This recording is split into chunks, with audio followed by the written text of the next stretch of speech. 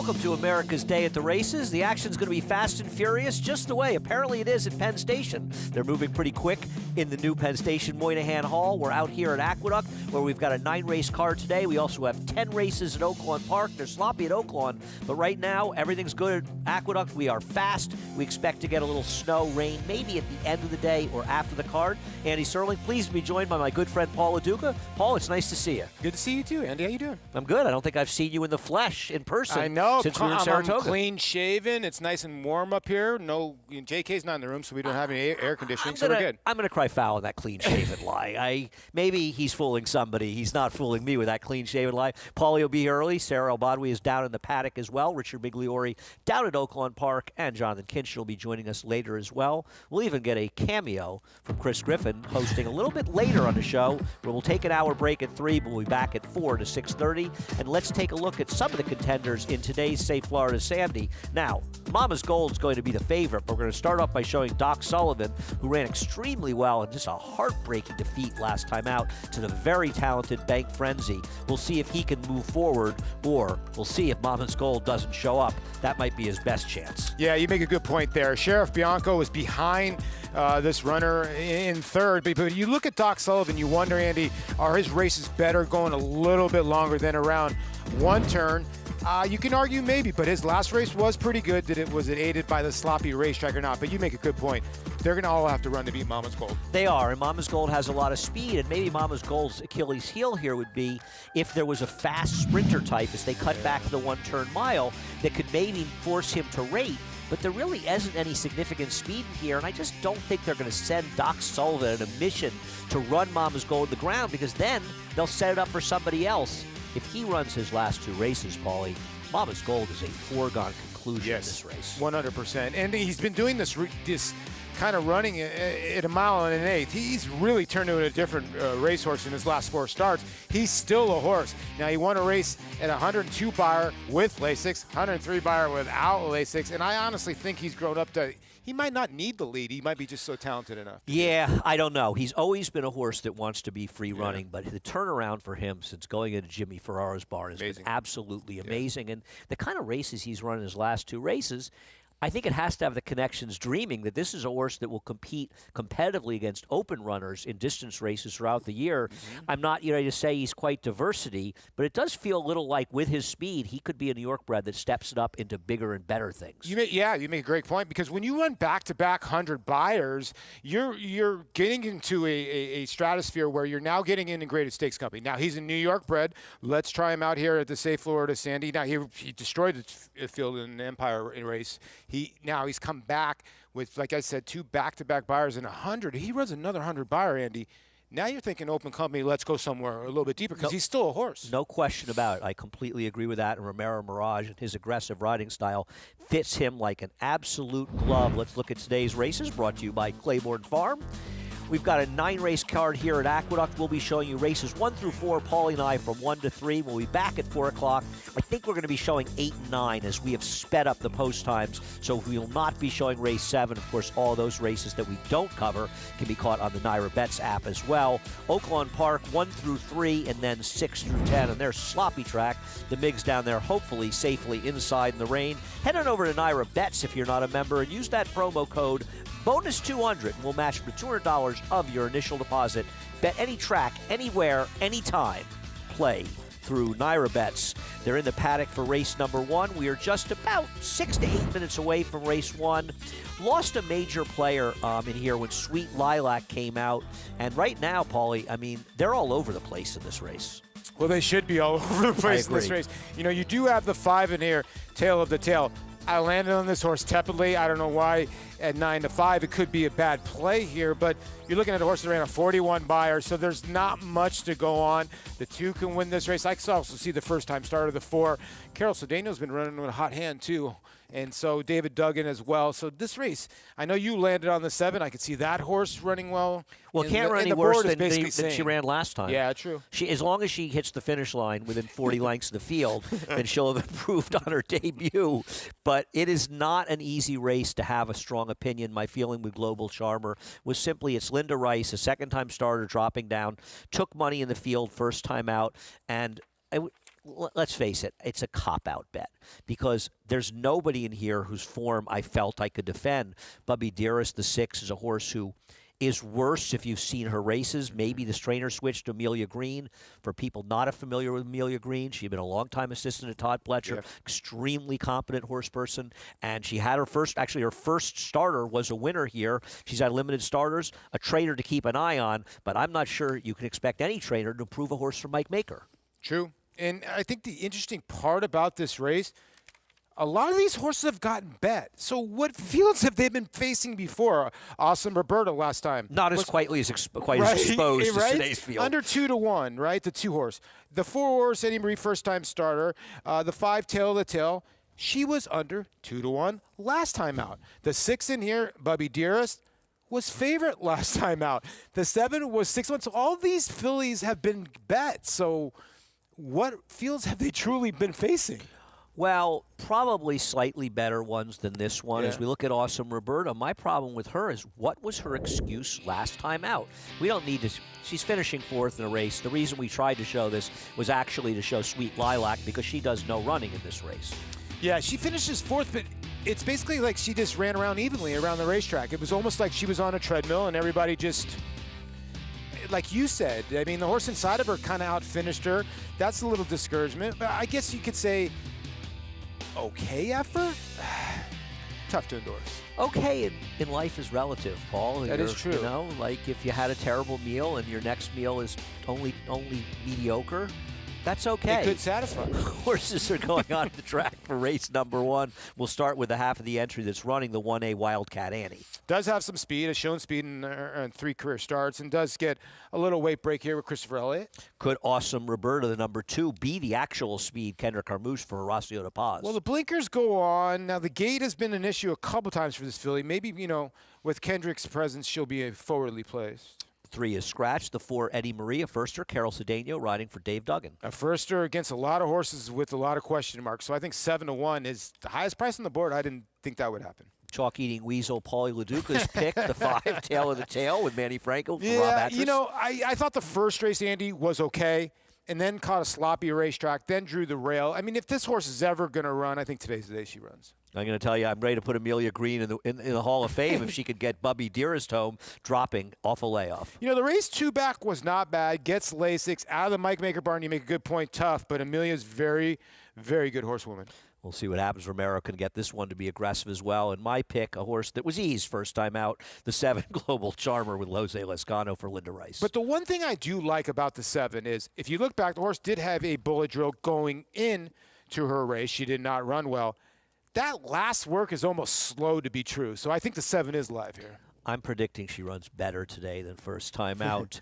Head on over for free Equibase PPs. You can follow along to get all the stats on the horses, trainers, and jockeys in today's races with free Equibase past performances. Visit NYRA.com/TV schedule to download your free PPs on all the races on today's show. Well, we've got a lot of action going on in here. Maggie Wolfendale has skipped town for a little while, but Sarah Bodwy gets to brave the elements outside. How does it feel being Maggie for a few moments here? I have a newfound respect for both her and Acacia with all the time that they've spent outside, but Richie and Polly, they've spent plenty of time braving the elements out there as well, and I should just be thankful that we're not dealing with any of the predicted rain or snow that's supposed to be coming later on. But let's talk about some of the horses that are going to be going out in this first race, and we can start with your tepid favorite right now. That's the number 5, who has been taking the bulk of the early play in here, and this is a field where you're looking at horses that just seem fairly evenly matched because nobody's really done anything significant on the racetrack as of yet. This one is taking a drop in class for Rob Atras, was favored last time, but this is going to be a softer group coming into this spot and maybe just did not care as much for the sloppy sealed track 2 starts back. As we move on to number 7, who I know Andy has some interest in, Global Charmer. Yes, eased first time out coming into this spot. Not exactly a sign of resounding confidence confidence, but I think that you have to treat this one like a first-time starter because we have no idea what this horse is or is not capable of yet. So coming into this spot, she's just had less opportunities to disappoint than some of the others, but I did ultimately end up on the number 2, Awesome Roberta, mainly because the blinkers are going on today for trainer Horacio De Paz, who has great numbers when adding blinkers in maiden claiming races over the past 5 years. First time blinkers in a spot like this, 5 for 25, 20% with a $3.80 ROI, a little inflated as one of those horses was a big price, but the others around a reasonable price like Awesome Roberta is right now. I don't like that she did not go by Sweet Lilac in that last start, who was a gigantic price in there, over 60 to 1. But I'm hoping that the blinkers can make the slightest bit of difference for her today coming into this spot, and that she can show some good early speed and possibly be one of the many shorter prices that does a little bit of running in this spot to just open the card. Thanks a lot, Sarah, as the horses are heading into the gate. So I guess Sarah's going to hope the 2 Awesome Roberta can wire this field. Paul, you're taking the number 5, but 8 to 5 right now. How is anybody 8 to 5 in this race? Yeah, nobody should be 8 to 5 in this field. And that's why I was saying a lot of these fillies have gotten bet. Now, I do think Sarah and you got the 2 other horses in here because the 2 at least has got something to go upon. Okay, blinkers are going on. Can something change? And like you said with the 7, the race was so poor last time out that a trainer like Linda Rice could turn this horse around. Another horse with blinkers. If you're going to land maybe on the 6, you get first-time Lasix. I get it, but like I said, I landed on the 5, but I would not endorse it 8 to 5. It's just hard to be. It's a very, very hard race to feel strongly about anybody in here. And, you know, I don't like Bubby Dearest, but at least at 7 to 2, she's not a terrible price in this field if you like them. But the favorite is the 5. Tail of the tail, Manny Franco riding for Rob Atras. They're heading in the gate. Chris Griffin starts off a busy day with the call of today's first race. Wildcat Annie moving forward. Bubby Dearest.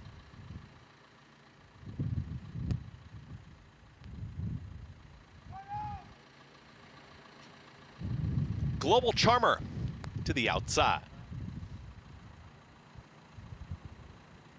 Goes in. All set.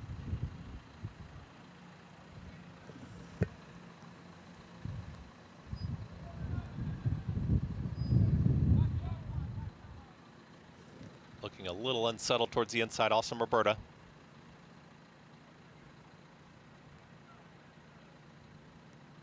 And backing her out. Back in. And they're off. And off very slowly was Eddie Marie. Is going to be the early trailer. Bubby Dearest flashes early speed, and right there is Awesome Roberta, and these 2 hook up early. They're 1-2, and they speed off together. Working up the backstretch, here comes Global Charmer, is now taken 3rd. To the outside here, the purple cap of Tail of the Tail.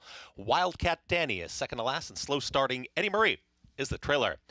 Trying to shake loose, it's Awesome Roberta. And Kendra Carmouche, they're in front. They're up by a half length, 22-4 for that pressured opening quarter mile. 2 wide. That's Bubby Dearest. 3 wide. Here comes the run from Global Charmer and Jose Lescano. And Global Charmer ranging up to the outside. They're 3 by 3 is right in behind them. In 4th, they're going to need some room is Tail of the Tail. Manny Franco now shoves Tail of the Tail along. He's trying to look for a seam as Wildcat Danny is in between horses. Nowhere to go yet. Then out wider Eddie Marie. Very tightly packed here as they reach a quarter mile left to go. Awesome Roberta battles on at the rail. Bubby Dearest is now taking a head advantage, and here's Bubby Dearest. Global Charmer's had the best journey so far. Global Charmer is trying to run on by. Bubby Dearest is still hanging in there, and all the while, here comes Wildcat Danny down the center of the racetrack. Global Charmer has now put away Bubby Dearest, but oncoming strides of Wildcat Danny. Wildcat Danny, Global Charmer, these 2 down the line. Wildcat Danny, Global Charmer, Wildcat Annie wins the opener. Wildcat Annie over Global Charmer, then Awesome Roberta comes back, and Tail of the Tail. In 1 minute 15 seconds flat. Well, the number 7 Global Charmer survived the battle but lost the war as Wildcat Annie, who had never lifted a hoof in 2 dirt races, got the good trip and ran her down in the shadow of the wire. Yeah, listen, sometimes horses win, but 115 flat for 6 furlongs. But Wildcat Annie, I think, just like stayed out in the middle of the racetrack where they were kind of all firing on the inside. Yours ran well, Global Charmer, and I thought, right here, you're home, right? But the 1 and the 5 kind of got the trip. The 5 was phony as can be. The 1 kind of tipped out on your cover of the 7 there, Andy, and just kind of clipped you. I mean, it's hard to be too annoyed when you lose a race like this. And the 7 was live. She's kind of supposed to win, but she obviously did the dirty work. And the 1A just sat the perfect trip, as you say. She had never shown anything in her 2 prior dirt races, but she ran well enough to get it done today in what turned out to be a bit of a slow race. 1A 7.25 starts the day, a close finish, but the 1A Wildcat Annie, if you had her, I think she was the longest shot on the board, 8-1 in today's first race. Pick right there. I think that you're right. 8-1. And the 4, you know, a horse that got left and kind of made a middle move. But yeah, if you started your pick 5 with Wildcat Annie and Christopher Elliott, it seems like he keeps on growing and growing each day that he rides.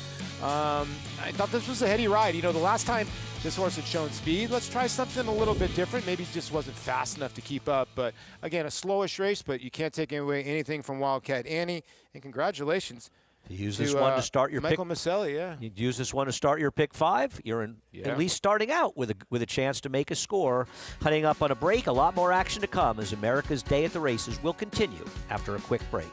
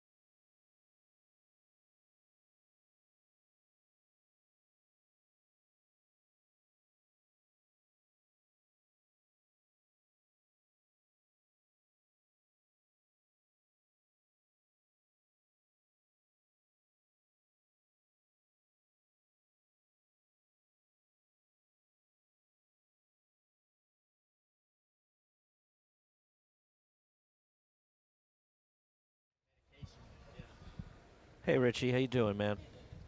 You hear me? Andy, what's going on? Everything Not good? much. Everything's Yes, good. sir. How's the weather there?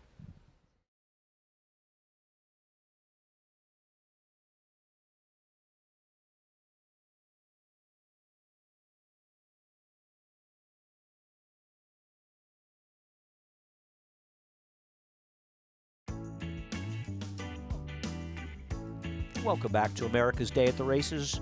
As we've moved on over to Grand Central across town from Moynihan Hall, it's presented in part by NyraBets. Bet any track, anywhere, anytime. Play through NyraBets. Results of the first race are now official.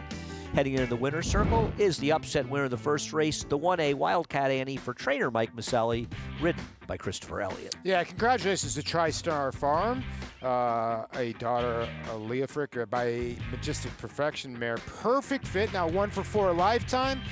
And like Andy said, 8-1 is a nice start to your pick 5. 1840 on top and a nice exacta here. I know, Andy, you didn't back up the 7 on that exacta for $61. No, I don't know how you could have played the winner, but it was that kind of race where it's hard to really say there was anybody that didn't have a chance. In this case, Wildcat Annie got it done.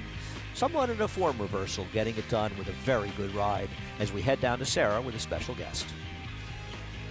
And standing by with the jockey that delivered that very good ride, Christopher Elliott here, who has just been riding exceptionally well to start off this meet. And I know that you haven't been professionally riding for long, but you've really made a statement so far. And I think it's rides like that where, did you adapt to the pace in front of you, or did you go in with the plan to come from off the pace? Yeah, I was looking at the program before the race, and I figured there was 2 or 3 horses that would, go for the lead. So my original plan was just to sit off of them, make one run. All right. Well, it worked out effectively. Yep. Yeah, absolutely. Worked out effectively for you. And you have plenty of opportunities coming up later on in the card. How important is it to you to be able to make those connections and really just get yourself into the barns of as many trainers as possible? Yeah, it's huge, and I appreciate everybody that's given me the opportunity, to ride here. And it's been great. I love, riding for everybody here, and I just want more wins. Don't we all? Well, Thank you for your time, Christopher. Congratulations and best of luck the rest of today. Thank you. Christopher Elliott and his agent Jose Santos enjoying a good winter meet here, and I'll tell you, Jose does an amazing job getting them on live horses, though. I don't know how live this one on paper was, but she was able to get it done with a very, very good trip. Yeah, she was. I mean, listen, the favorite, the 5, had just the same trip and was atrocious. And the 1, Wildcat Andy, just kept on moving forward. Now you can see the 7 try to get outside to get to see her opponent, but at that time the 1A just had too much momentum. Maybe if the 7 was able, because you see now they're starting to go kind of even towards the end, but the 1A gets the job done. Gets it done, gets a good trip, and gets it done as we're going to head over to our second race here. An interesting race, actually, of New York breds going 6 furlongs. Actually, not New York breds, excuse me, going 6 furlongs, where Radio Red, the 8-5 morning line favorite, and will be favored at post time, but a lot of early money for the projected second choice, the 1, Antonio Avenis, who finally gets a dry track. Yeah, he gets a dry track, and he could be the speed of the speed. And there's a lot of speed maybe signed up in this race. That's why I think Radio Red will be your favorite, because he is a horse that can maybe come from a little bit off the base, even though he's got tactical speed. But there's some horses in here with a little bit of lick, so I would think that's why Radio Red will end up being your favorite. He did run fairly well last time, finishing second in a race on a track that was very tilted towards speed, but he ran a solid effort in there. I'm interested to see if the 6 Ignite the Light can run back to the big figure in the maiden race, a figure that it's a little hard to take at face value, but if he runs it, he's going to be very tough in here. No, he is, and I think maybe Lasix has helped him, Andy. His last 2 starts, he got Lasix, so I can see him repeating. All right, we'll get to that race. We'll get to Oakland Park as well. In fact, we'll head down to Oakland to the MIG when we come back on America's Day at the Races.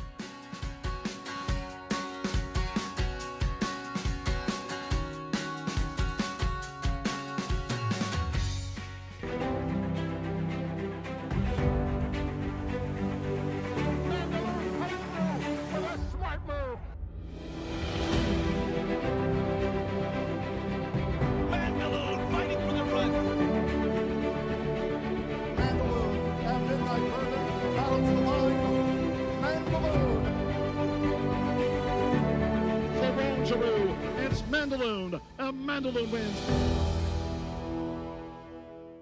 Horse racing? Check. Weekly promotions? Got 'em. Huge payouts? You bet. With Naira Bets. Download the app today and bet on any track, anywhere, anytime with live HD horse races, betting tips and tutorials, expert picks, and more.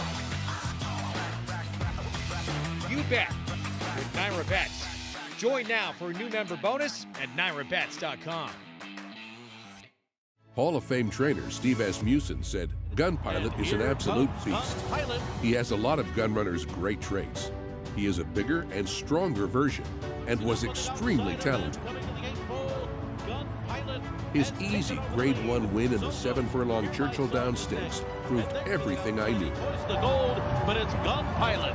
Gun Pilot and Christian Torres. Gun Pilot is Gun Runner's only son to retire to stud this year. New to 3 Chimneys. Enhance your handicapping with AI Fast Facts, exclusively on Naira Bets. Open your Naira Bets app, click View Runner Details, and a stat-driven fact will appear for all U.S. thoroughbred racehorses. Download the Naira Bets app to start using Fast Facts today. RaceLens is the most in-depth product in horse racing, with unique features found nowhere else. True odds, predictive analysis, and pace projection. RaceLens. It will change the way you follow horse racing and take your game to the next level. Welcome back to America's Day at the Races. A little rain down at Oakland Park, but always a nice scene down there. It feels like, looking at that picture, it feels like it's spring already. I'm a little confused by that one. But the horses are on the track for race number 1. You can see they are sloppy and they are sealed down there. This is a maiden optional claiming races. I think only one horse that's still running is actually running for the $75,000 tag, Paulie. Most of them running on the maiden, the regular maiden level. Yeah, the four filly here and here for Donnie Von Hemmel, who I think's got actually a decent chance. I mean, the first 2 starts were okay, and Donnie doesn't really crank his horses up as we start the post parade. The 2 order restored, John Ortiz and Ricardo Santana. Good race last time out, and probably going to be your favorite. The number 3 a firster, Ian Jewell and Francisco Arrieta. A filly by Palace Malice going to make her debut at 9-1. The aforementioned 4 Cocktail Humor for Donnie Von Hemel with Martin Garcia. I think this horse improved. Showed speed first time out, gets Lasix for the second time. Another firster, Annie B. Matt Shire has this horse. Yeah, filly by Collected, taking no money at the windows, but you never know. The 6 Andrea Diane goes out. This horse a has little had money. Yeah, it's had a couple good races. I'm surprised that this horse is 9-1. Yeah, no, I agree. That horse's first race is okay at Oakland. Tyler Bacon rides Cruise Missile for Randy Morse. Now, has 8 starts, but Randy Morse's barn's been on fire. Had 2 winners yesterday. Bet first time spot away was finished badly, but another chance? Yeah, because I think he's going to show speed. That last work show speed, and there's the 9 Vanilla. And, you know, Andy, more times than not, it seems like the Kenny McPeak horses just love the slop. This horse is getting bet for a first-time starter. He is a half to a New York Giant, Mark Bavaro. He's a half to a New York bred named Bavaro that ran some big figures here. The rest of the foals didn't run. But the MIG, he's holding court down at Oakland Park. You staying out of trouble down there, Richie? Staying out of trouble, and right now staying dry. We're inside, me and Logan, my cameraman here. Little reprieve at the moment from the rain. They turned off the faucet momentarily, but it's been kind of going like that, guys. It'll rain really, really hard, and then it'll kind of lighten up. And right now we're in one of those lighten up stages. A lot of standing water on the track. It's going to be interesting to see how this track plays and where the riders choose to position their horses. Because of a lot of that standing water down on the inside, are they going to avoid the rail? It'll be interesting. We'll get a much better handle on it as the day goes forward. Yeah, and listen, we got a great feature as well today. The Dixie Bell. I think a lot of speed signed on here. We've got GW's girl who tried dirt for the first time after starting her career on grass, and she came from off the pace and was very impressive in the Mockingbird. And I think this style, depending again, we'll figure out how the track's playing, should bode well for her here, because I think you're going to get a very fast and contested pace. And she really kind of powered home. I love the way she finished. She just kind of kicked it into gear. Now the winner, the horse on the lead, I should say, the runner-up did come back to her a bit, but you got to be impressed with her changing surfaces and coming home this way. I also like our colleague Tom Amos's filly as well on the far outside, turning back in distance. You'll be back. I think that she's going to appreciate the turn back after a good effort, stretching out to 2 turns. But going to be interesting. Again, the conditions are going to play a factor today. We're going to keep an eye on that. We got these maidens starting out. Obviously, the 2-horse order restored, showed good speed on debut. Really liked her effort. And these are things I look at. I don't know if it's really applicable, but she does have 2 siblings that won in off-going, and she gets off-going today. And you would think, just from a fitness standpoint, could take a step forward in her second start. The 3-horse Princess Palace, a first-time starter out of a mare that has produced 2 winners from 2 foals and a stakes winner and a debut winner out of those 2. Not taking a lot of money. We're always trying to see, you know, if they've been dazzling or impressing in the morning. The money would say she hasn't, but she's got a pedigree that says win early. And then the 9-horse Vanilla. You stole my thunder there, Andy, with Mark Bavaro. This is a half to Bavaro, a New York bred stakes winner who ran some big races in New York. And this one is taking money from the Kenny McPeak barn. And I think the outside draw could be helpful on a day like this. I think just find her stride and find the right part of the track. And Julien Leparoux has been riding so much better here. I think he's found his form again, and a lot of that has to do with confidence. Well, I stole Richie's thunder, so I feel like it's already been a good day for me. So I'm going to go home now and leave you guys by yourselves. But it's interesting. Now, with the 9 being a half to Bavaro is interesting. But there were 6 other foals to the dam that did no running. Now they are in the paddock for race number 2 here. And, interesting things in this race. The 4 What's Up Bro coming off the layoff. But he's a horse, Paulie, that needs the lead. And it's hard to believe that Romero Mirage is not going to come out firing with Antonio of Venice from the rail. Yeah, the one horse in here, Antonio of Venice, you made a good point, as in he is going to get a dry track for the first time in a while. He gets Lasix for the second time, too, as well. So, What's Up Bro could give him all he wants on the front end, but can he? We'll see. Now, the favorite, Radio Red, on your screen, his race last time, was he wide the whole way? Did he do a lot of the work? Was this a bad beat, Andy, for you, or did he have a good trip? Well, it's a little bit tricky. He had a pretty good trip. It wasn't a wide situation, but this was a track that was extremely tilted towards speed. And it was the one race where the winner this horse came from last to beat him. And they were moving up front. But in reality, the pace didn't collapse because the speed print rack finished 4th, and he was a bit of a price. Shipsational, the horse who finished 3rd, was on top of the pace, so the pace held together, but he's a consistent type of horse, and he's the one to beat here as they're in the gate for the first at Oakland. Let's get the call from Matt Dinnerman. Races today. Good luck. We're ready to go. We're off and running at Oakland Park. Order restored from the inside, bounced away nicely, gets into the bridle right away and strides in front. Princess Palace taking the second spot with Cocktail Humor, and Spot Away, who's deep on the course, 4th, now easing off the top 3 who are lining up on the front end here. Andrea Diane is in the 5th position with Annie B, gap of 2 to Cruise Missile, and Vanilla was slow out of the gate, and she's last right now. First on the lead, the long shot, Princess Palace. Princess Palace about a half length in front, now a neck. Cocktail Humor turning up the pressure as they round the 4 turns. Spot Away clearly into 3rd, a length and a half behind, and sent along a little bit. Then Order Restored. Ricardo Santana Jr. getting to work aboard her. She backed away from the leaders early, is trying to come on again now as Annie B just had to steady off of heels, drops back on the rail. Andrea Diane is also pumped upon, needs to turn it around at the top of the lane. Cocktail Humor off the turn at a price, leads the way now. 4 outside. Here comes Vanilla, and Vanilla's kicking it in from the back of the field with Julian Leperoux. Vanilla from last to first. Annie B up the inside has run a courageous race after steadying on the turn into 2nd, but Vanilla coming to the finish, drawing clear. It is Vanilla to break her maiden on debut. Annie B was 2nd, Cruise Missile 3rd, Cocktail Humor was 4th. She was anything but Vanilla in this race. You saw her making that move in the turn, Paulie, and called her a winner around the quarter pole. And Vanilla draws off to an easy win over another first-time starter, Annie B. Really nothing from the 2, the favorite. No, listen, the 2 I thought ran a little bit of a phony race last time out. We're getting an easier type of lead and almost 46 flat. Today was not going to get that, but my goodness, the 9 by Vanilla. I said this before the race. The Kenny McPeak runners, when they get on the slop, leave them off at your own peril. For some reason, they love it. Well, Vanilla gets the job done first time out in race number 1 at Oakland Park as they're on the track for the second race here at Aqueduct. And we'll start with the number 1, Antonio of Venice, who's hit the track.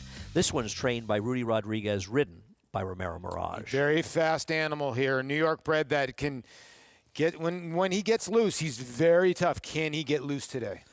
The number 3, Radio Red. He's hoping for some pace to run at. He goes out for Danny Gargan and Kendrick Carmouche. Yeah, very honest horse, always right there, and I would think would be right there today. The speedy What's Up Bro, Linda Rice and Jose Lizcano. Yeah, tricky horse, but does like to win races. 6 for 16 lifetime. Can Paxational back on a fast track get back to his big race 2 back for Eddie Barker? Yeah, another horse that wants to be forwardly placed. Ignite the Light, the 6, ran a big figure last time for Rick Dutcher to break his maiden. Can he keep up that kind of performance, cutting back in distance? Well, Blinker started first, then Lasix, and he's gotten better and better with each start. If he improves any more, he does win this race. The co-longest shot on the board right now is the 8 Tivy, a horse who's best when he's forward. Yeah, best when he's forward. I kept looking at Tivy. I'm like, can he pass horses? Can he pass horses? And he really has not shown that. I just don't know where he sits in this race, and I think that's why he's one of the longest shots on the board. Yeah, we'll see what happens in this race. It is a tricky race, but, I took a small shot, Paulie, with this horse, Ignite the Light. It was a fast race last time, and there were some decent horses in his wake.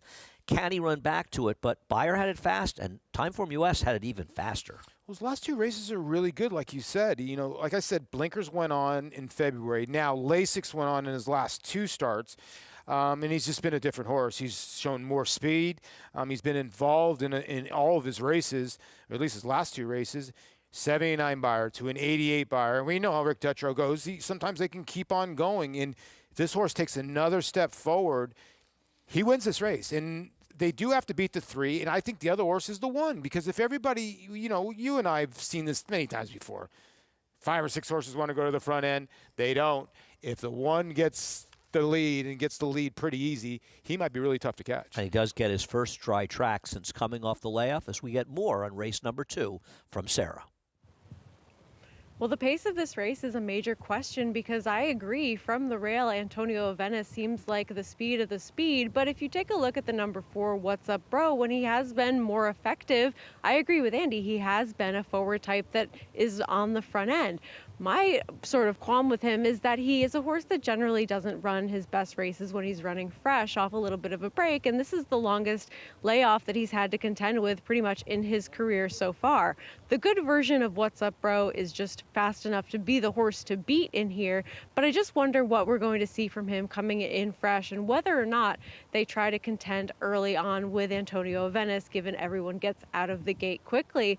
And taking a look at Antonio Venice, he just seems like one that is taking those progressive steps forward to be a horse that's going to return to some of his faster races. He comes in with a bullet drill, best of 81 horses, so it seems like the intent is there to be forward. But ultimately, I landed on your favorite, Radio Red, the number 3 horse, who I thought ran very well. One of his faster races that's right in line with the usual types of Beyer speed figures that we see from him when he's in good form. Last time out, coming off a little bit of a break. And I think that he's just going to be the one that sits the right kind of trip in this spot, because you might have 2 horses that want to be forwardly placed in here, and he could be right in that tracking position behind them. Thanks a lot, Sarah. Appreciate that. And it is interesting. I find it hard to believe that Antonio in Venice will not get an aggressive ride from down in the rail. And I do think doing so makes him the speed with What's Up Bro. Now, What's Up Bro, the 4, Paulie, this is a horse that improved a lot when Linda Rice claimed him on the go back, but also is a horse that has never been able to be successful unless he's been able to control. Yeah, and that's the case of many of these. I look at like Paxational, another horse that has to control. But What's Up Bro's got a little bit more quality, I think, than Paxational. Again, 6 for 16 lifetime. Another horse, like, he reminds me a little bit of the 1, but you're getting better value. If the 4 decides to be more aggressive, or do they cancel each other out? I don't know if he's fast enough or fast as the 1. And I thought that distinguishes the 3 in the major spot or in the nice spot to pounce, and that's why you're getting 6 to 5. Now, do you want to play a horse at 6 to 5 with horses with dangerous speed? And I think that's a dangerous proposition. Like, I put my check mark on the 3, but He has the 3, a significant level of consistency, which I think works in his favor here, Paulie. The problem is he also has 5 seconds in 15 starts, but he has run fast figures throughout his career. I think he's fairly reliable. And if they're hitting up front, I think he's the most reliable one. I mean, I took the 6, and I don't mind betting him at 6 to 1 here. But even if he repeats his last figure, it's not clear it's going to be good enough to beat the number 3 in this race, Radio Red. Yeah, what horse in here is going to pass horses, Andy? Well, this could be a pass horses, Radio Red. But this could be a conveyor belt. This could be a conveyor belt where these horses don't really pass each other. I don't think that's the case. I mean, in the first race, we didn't see that, and I think we've been dealing with a track for the most part that's been reasonably fair. And while we expect some weather, I'm not saying the track. I'm just thinking that a lot of these horses don't like to pass each other. I got you. Well, the number 3, Radio Red's a little obstreperous heading into the gate. Kendrick Carmouche trying to get him in with the gate crew. It looks like they got him in. There's a few more to load. Chris Griffin. We'll head up to him for the call. Race number 2 here at the Big A. Paxational.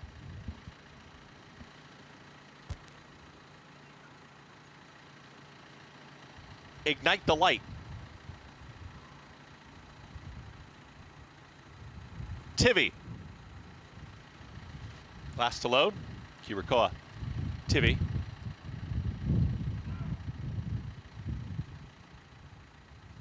Goes in. All set. And they're off.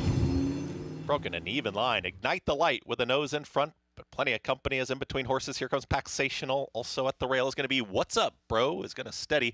Is going to be very tight there at the rail as Paxational's trying to cross over, but holding that position. What's Up, Bro? And now having to check sharply there is going to be What's Up, Bro? Is going to be shuffled all the way back to third. So trouble early there for What's Up, Bro? Who is a handful as they move into the turn. 22.52 for the opening quarter mile. Ignite the Light has taken second. Steering in the clear was Tivy is in third. What's Up, Bro? With a tough journey is now being passed to the outside as moving forward. Here comes Radio Red and the trailer. Antonio of Venice. 3 across the racetrack as Paxational has been headed here by Ignite the Light, and Ignite the Light now with the neck in front. 3 wide there is Tivy, and Tivy is ready to challenge Ignite the Light as they reach the top of the stretch. Paxational still battles on. Radio Red has got the top trio in sights. What's Up, Bro? Is trying to rally on 2. Radio Red is now in full pursuit of Tivy, Ignite the Light, and also Antonio of Venice is rallying on late, but Radio Red and Kendrick Kermouche are kicking clear center of the racetrack inside the final 16th. It's going to be Radio Red from just off the pace to get the score. Radio Red wins it. Ignite the Light comes back there for second. Then came Antonio Venice in a photo with Tivy and What's Up, Bro? In 1 minute 11.32 seconds. Wasn't exactly the horses we expected to see on the lead early in the race, but it was a fast enough pace for Radio Red to get a perfect trip and get a convincing victory as the favorite in race number 2. Yeah, I mean, Antonio Venice just showed nothing. You can see Romero Mirage trying to employ the one to show some speed, but just outquicked by Paxational. And then the forward here, What's Up, Bro? Just had a nightmare of a trip with Jose Lescano, who just had a handful of horse. And your favorite got the favorable trip, was able to sit off the pace and get it done. I was actually surprised the 4 actually almost threatened for second or third here, but your pick, the 6, Ignite the Light, was able to hold on for second. I thought battled on pretty well, actually, doing a lot of the dirty work. It seemed like he was inside or outside Paxational when the 4 was having a lot of trouble. Yeah, I am a big fan of Jose Lescano, and he did apparently have some trouble coming out of the gate at the start. Yeah. But this is a horse that needs the lead, and you have to persevere going forward. In this case, who knows? Didn't really matter. I think if he persevered, Radio Red might have won by more in this race as he got the right trip, but he was best today. At 6-5 as Kendrick Kermouche and Danny Gargan team up to get the job done as the favorite in race number 2 here at the Big A. Yeah, and listen, Kendrick Kermouche, he just knows the pulse here, and Ignite the Light, I thought, ran very well. So did Tivy. And Antonio Venice, who did not show any speed, actually ran up for third on the outside. Yeah, I feel as though a lot of horses just didn't really do much running besides the winner in here as we get ready for a break. But the action's going to heat up much later today when they're going to run the Risen Star in the dark, but they got lights down at Fairgrounds as East Avenue, who got that bad start in the Breeders' Cup, he gets a chance to get started on the Triple Crown Trail in the Risen Star. More to come.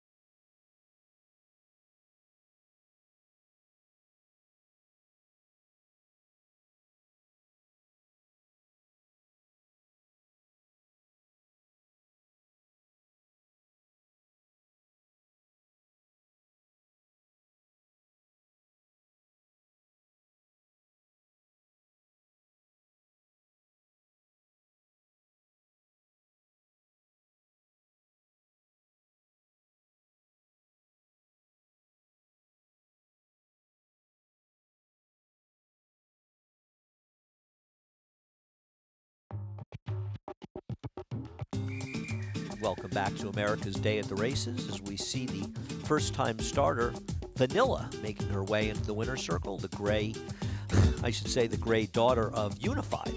Nice runner for Centennial Farms. Jimmy Jerkins gets it done for trainer Kenny McPeak and Julian Leperoux.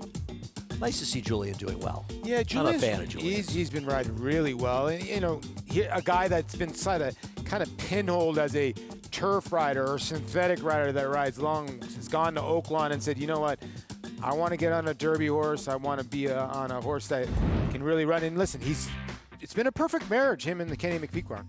Oh, I'm always happy to see him doing well as he gets it done. Of course, Kenny's champion horse of the year, Torpedo Anna, scheduled to make her return to races in just 3 weeks, I guess. 3 weeks, yeah. Down at Oakland Park, and that's exciting. We're seeing horses like that coming back so soon. That's exciting. Looking forward to a great year of racing. Kendra Carmouche heading into the winner's circle with Radio Red, who gets it done and gets it done convincingly, winning. Paulie, like a 6-5 shot share. Yeah, we talk about a horse that was the horse to beat, but kind of, sometimes doesn't punch the clock or doesn't have that finishing punch. Well, today Radio Red did, and maybe it was just his competition. A lot of horses that want to go to front end with not a lot of finish. He's the one horse that had a lot of finish, gets his 4th-time win. Son of the Big Beast, another Majestic Perfection mare. Maybe that's the theme today. And Reefs Thoroughbred, congratulations. The Big Beast. Trained by Tony Dutrow, owned by the Lieblongs. He was a pretty cool horse. Yeah, I always liked the Big Beast. Yeah. And Radio Red, one of his fastest runners, actually. He gets it done. Ignite the Light finishes second. The 3-6 exacta, $9.70 for $1. Well, there's going to be plenty of stakes action around the country later today, including, of course, that Risen Star that we mentioned. We've got this is the Safe Florida Sandy, excuse me. Safe Florida Sandy, Mama's Gold opens up at 3-1, but if you think you're getting 3-1, you're not. Base the double, you might get 6-5. Yeah, this is a horse. The last 4 starts has entered the James Ferrara barn, and it's turned into a different racehorse. The last 2 efforts, 103, 102 Beyer, going 1.1 miles. Now cuts back to 7 furlongs, so a lot of people think maybe this is a starting point. I don't know. Maybe this horse is just getting really good. Boy, he has been good in his last 2 starts. Yeah. I love it in the winter. I remember a number of years ago, it shouldn't feel like almost 25 years ago, when Evening Attire started getting his act together, and he ran some huge races here in the winter, and me saying to some people, he could be a force throughout the year, and them looking at me like, you really want a winter horse? And I felt so happy when he won our Jockey Club Gold Cup later in the year in the Grade 1 for trainer Pat Kelly. And just because they're running in the winter doesn't mean they can't be forces throughout the year. And the way Mama's Gold's running, I can't blame the connections if they're dreaming of bigger and better things. No, you got to strike while iron's hot, right? I mean, this is a horse like we talked about, back-to-back 100 Beyers, giving the horse a tiny bit of a break. He's still a New York bred, and I think now a little bit more stakes company, give him a little bit more confidence. If he runs the same type of race like we talked about earlier in the show, now it's time to, okay, can we get this horse into Grade 3, Grade 2, Grade 1? Because he's still a horse. Yeah, no, that's interesting. Of course, you're right. A big win, and he could be standing at stud. He could certainly stand at stud in New York. And I love the idea of Jimmy Ferraro having him, too. I'd love to see Jimmy in some bigger races. As we look at that leaderboard for the 151st Kentucky Derby, and no surprise that Citizen Bull, who was last year's champion and Breeders' Cup Juvenile winner, had a win in his comeback races in front. But, I got to say, with the point system, the one thing it's done is it's kept some of the no-hope speed horses out. Yeah, true. It's nice he had the pace up. But I think overall, Paulie, it's worked well. Yeah, it has. You make a good point. Like the Desert Parties and the Trinibergs are out of the Derby. You know what I mean? Those horses that were like going the one. Listen, Derby. Triniberg ran dead last of the Derby, came back to win the Breeders' Cup Sprint. You got to give the horse some credit. He's my only winner you're that just weekend. not going to see those type of horses entered. So that makes a horse like Speed King, promising. But East Avenue is a horse that his first 2 starts showed a ton of speed, then a ton of problems in the Breeders' Cup Juvenile. Yeah, I mean, he's sort of starting with a clean slate. He needs a clean break today after the Breeders' Cup. And with the scratch of Jonathan's Way, his job got a lot easier. Are you concerned that he's being asked to go 1.1 miles in his first start as a 3-year-old? I think you're always concerned, but when you have the conditioner, Brendan Walsh, the jockey of Tyler Gaffney, Brendan is so good with his horse. Now, this horse is owned, obviously, by Godolphin Blue, so maybe this horse is getting a little bit kid gloves. But you look at the horse's workouts, January 17th, Bullet workout, January 26th, February 1st, really steady, solid workout. So I would think this horse is going to be ready to rock and roll. Couple prep races, and there I would think they were thinking for the first Saturday in May. What price you think you're going to get on East Avenue? Even money-ish, right? I think, you know, I mean, there just aren't many options. I'm not a believer in Built, but maybe he'll run better in a dry track. I think American Promise on the short rest is dangerous on the rail. Will take money because of Irad and Todd. Yeah, I don't get that horse, but he probably will because there aren't that many options. I'm looking to see Brendan Walsh do well with this horse. You know, those of us in the game, we all know how good Brendan is. Not a household name, and having a horse for the Derby that's a major player will open a lot of people's eyes to what a good trainer Brendan Walsh is. And there is a money-back guarantee on the Risen Star through Naira Bets. You opt in. If you bet $10 to win and your horse runs either second or third, you'll get your money back. That's on the Risen Star, but be sure to opt in at Naira Bets, where you can play any track, anytime through Naira Bets. A lot of big races coming up, none bigger next weekend than the Rebel. And we'll have a big team down at Arkansas. Richie's going to have a little company down there. Some of his friends are going to come join him down there, as Maggie and Acacia are joining him for the Rebel Stakes down there. But the Rebel is coming up, the Sunland Derby. Got the John Battaglia on the synthetic, as that's a prep for their, whatever they're calling the, what used to be the, I guess it's the Jeff Ruby Stakes probably. Yes. The Rebel, and the Fountain of Youth coming up. The Gotham here in just a couple of weeks, actually. Looking forward to that. The San Felipe as well. So the action is going to be hot and heavy as we head towards the Kentucky Derby. And there it is. Tell you what, you put Maggie and Acacia there, and you know, Richie doesn't look that bad all of a sudden. Yeah, right? I know. It takes a lot, but he looks pretty good in that shot. Now, that'll be next weekend, Rebel weekend. Always a fun weekend of racing. Looking forward to that coverage as well. And the Mig will be happy to have some friends down there. Mama's Gold, not the favorite right now, but he'll be favored by post time in race number 3 at Aqueduct as he tries to cut back in distance and still flash that speed.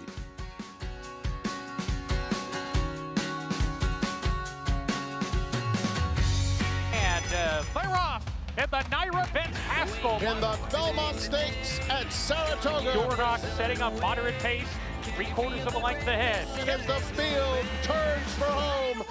They're at it again. The two Belmont first and second place finishers. Mind Frame on the outside. It's coming after Dornock. Dornock wins the Haskell. It will be Dornock to win the Belmont Stake. It's America's original sport, and no one covers it better than America'sBestRacing.net. From the sport to the lifestyle, the best races, horses, and destination venues, cocktails, gambling, fashion, and more. America'sBestRacing.net is a sport for you.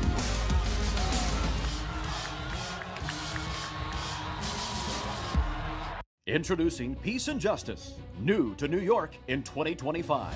A proven sire with over 200 wins, 16% wins per starts, and one of only 2 New York-based stallions to have a graded stakes winner at Saratoga in 2024.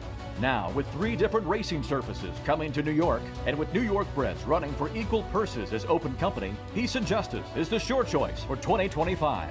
Peace and Justice, now standing at Irish Hill and Duchess View Stallions in New York.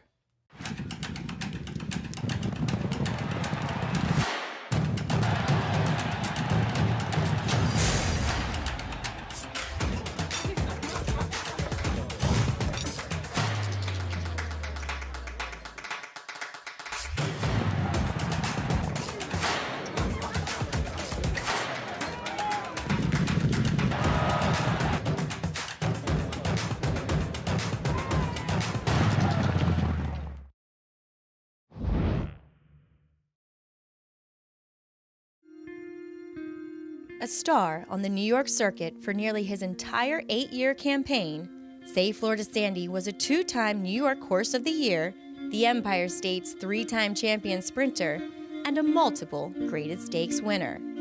The son of Personal Flag banked over $2 million and won 19 stakes from 98 starts. Say Florida Sandy won the 2001 True North Handicap, the 2001 Bold Ruler Handicap, and the Gravesend Handicap in 1998 and 2000. Say Florida Sandy wins the Gravesend Handicap. Say Florida Sandy retired in 2003 with 33 wins. He stood 10 seasons at stud in New York prior to his retirement to old friends in 2014 and died in 2018 at age 24. Remarkable racehorse, 98 career starts, 33 wins, hit the board 62 times. He has more wins than seconds and thirds combined, over $2 million the hard way, and 41 triple-digit buyers in his career. Over 40% of his starts, he ran a triple-digit buyer. He was running them as late as like third or fourth the last race. Amazing, amazing racehorse. He was claimed twice in his career, one for $70,000 and then Juan Suray claimed him for $60,000. After he claimed him for $60,000, he ran 5 straight buyers over 105. Pretty crazy. Absolutely. Of course, to start out with trainer Bobby Triola as well. Bobby, a good guy, trainer of Dancing Renee, among others, is in the paddock for race number 3, the Say Florida Sandy. And Mama's Gold has moved to favoritism right now at 9-5, and she projects to go lower. If she can flaunt that speed at the 1-turn, 7-furlong race the way she did at 1 1/8 in her last 2 starts, he's just too good for these. I'm looking forward to seeing him run, Paulie. Yeah, he was dynamic. Listen, he won at 40-1, and everybody thought, okay, he beat Bank Frenzy. Well, Bank Frenzy came back to win, and everybody thought, okay, well, maybe this was just one of those things that just happened. Well, he franked it with this effort, another one. At 102 almost lost Romero there. Yeah, I know, and then he was jumping on. stuff. I think he was having fun out on the racetrack. He's just... Not Romero. He wasn't having fun. No, the horse was. I think the horse is just raging right now with confidence. He looks like he's dappled out, too, and I don't think he might need the lead. I think he just might be just too talented for this group. Well, we'll be seeing that race in just about 7 or 8 minutes, but they're heading towards the gate for race number 2 at Oakland. We go to the big? Let's go to the big. Thanks, Andy. Paul, good to see you. And guys, I was talking with a bunch of the riders after the first race, and they're very, very happy with the racetrack. They were lauding the track superintendent here, said very even, felt like the horses were getting really good footing over it, so that's really good news. Now the one thing we got to keep an eye on is the lightning in the area. It was pretty spectacular last night, but hopefully that stays away because the track is in really good shape despite all the water it took. Talking horses here, the 2 Magical Mark makes a lot of sense, looks good, has speed. So I'm going to talk about 2 speed horses and 2 closers. You get Ricardo Santana. Ricardo's aggressive. You can, kind of feel pretty confident he's going to try to use that speed. A horse I really like quite a bit at a big price is the 3 League of Legends. This is a closer in a race packed with speed. Loved the way he finished. Francisco Arrieta, 3 wins yesterday, riding in great form. The 5 Mischievous, another one. Obviously your favorite, but speed. He's going to be involved. Is he going to set up for a meltdown? And the other closer is the 7, Market Street, Wayne Lucas. The highlight of my everyday right now is my talks with Wayne. Retro walking up to the gate.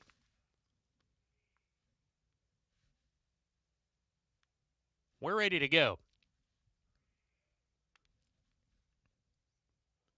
And we're off. Slow break from pass line from the inside post. Magical Mark out for the lead at once. Mischievous Mem matching him about a neck back, though, as Magical Mark is a narrow lead on Mischievous M in the early part. Easy action right off of them in the third. Here comes Braylon, the long shot, alongside. Then Crew Dragon, pass line. They're side by side. 3 off the pace. Another 3 to Dalton's Retro. Market Street is third last with King Anthony, and that leaves League of Legends to trail the field. A contested pace, and on the outside, Mischievous M is a neck lead now.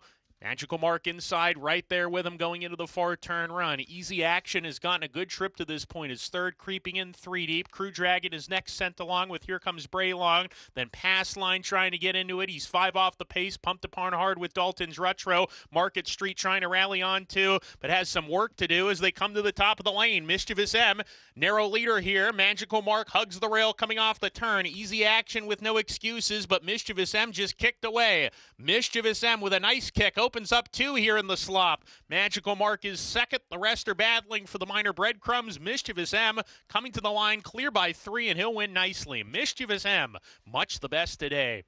Magical Mark was second. Photo for the show, though. It got real tight. Market Street, and Here Comes Braylon.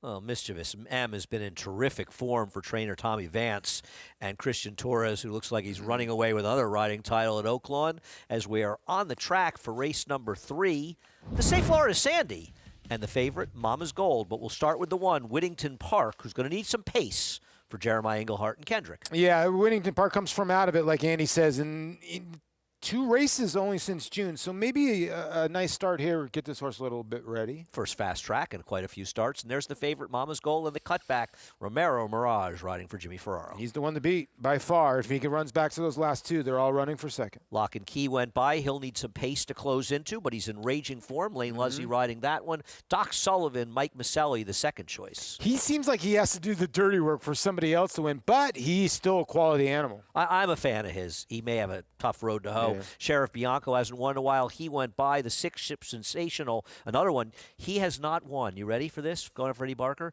Since the Sleepy Hollow as a 2-year-old, he's now 6. But he did finish second at Classic Causeway in the Sam Davis. That's crazy. He's 1 for 16 over fast racetracks, and he had a wide trip last time, but like you said, he just hasn't won in so long. I'm a big fan of Lock and Key. He's a horse that can run effectively on turf, and he can run effectively on dirt. And Jimmy Ryerson has him in great form. You like him, Paul.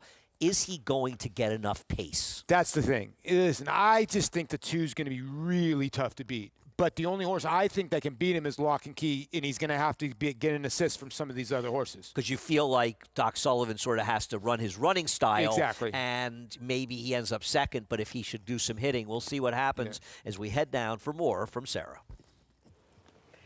And if Mama's Gold runs his last 2 races, he's going to win this one as well in the Safe Florida Sandy. But he is cutting back in distance from 2 tries at 1 mile and 1/8 where he was able to control. And that is the big question here with Doc Sullivan, whether or not he tries to challenge that horse to his inside for early supremacy, because he has the speed to be forward if he wants to be. And he's one that's a little bit more familiar with this 7 furlong distance as of late.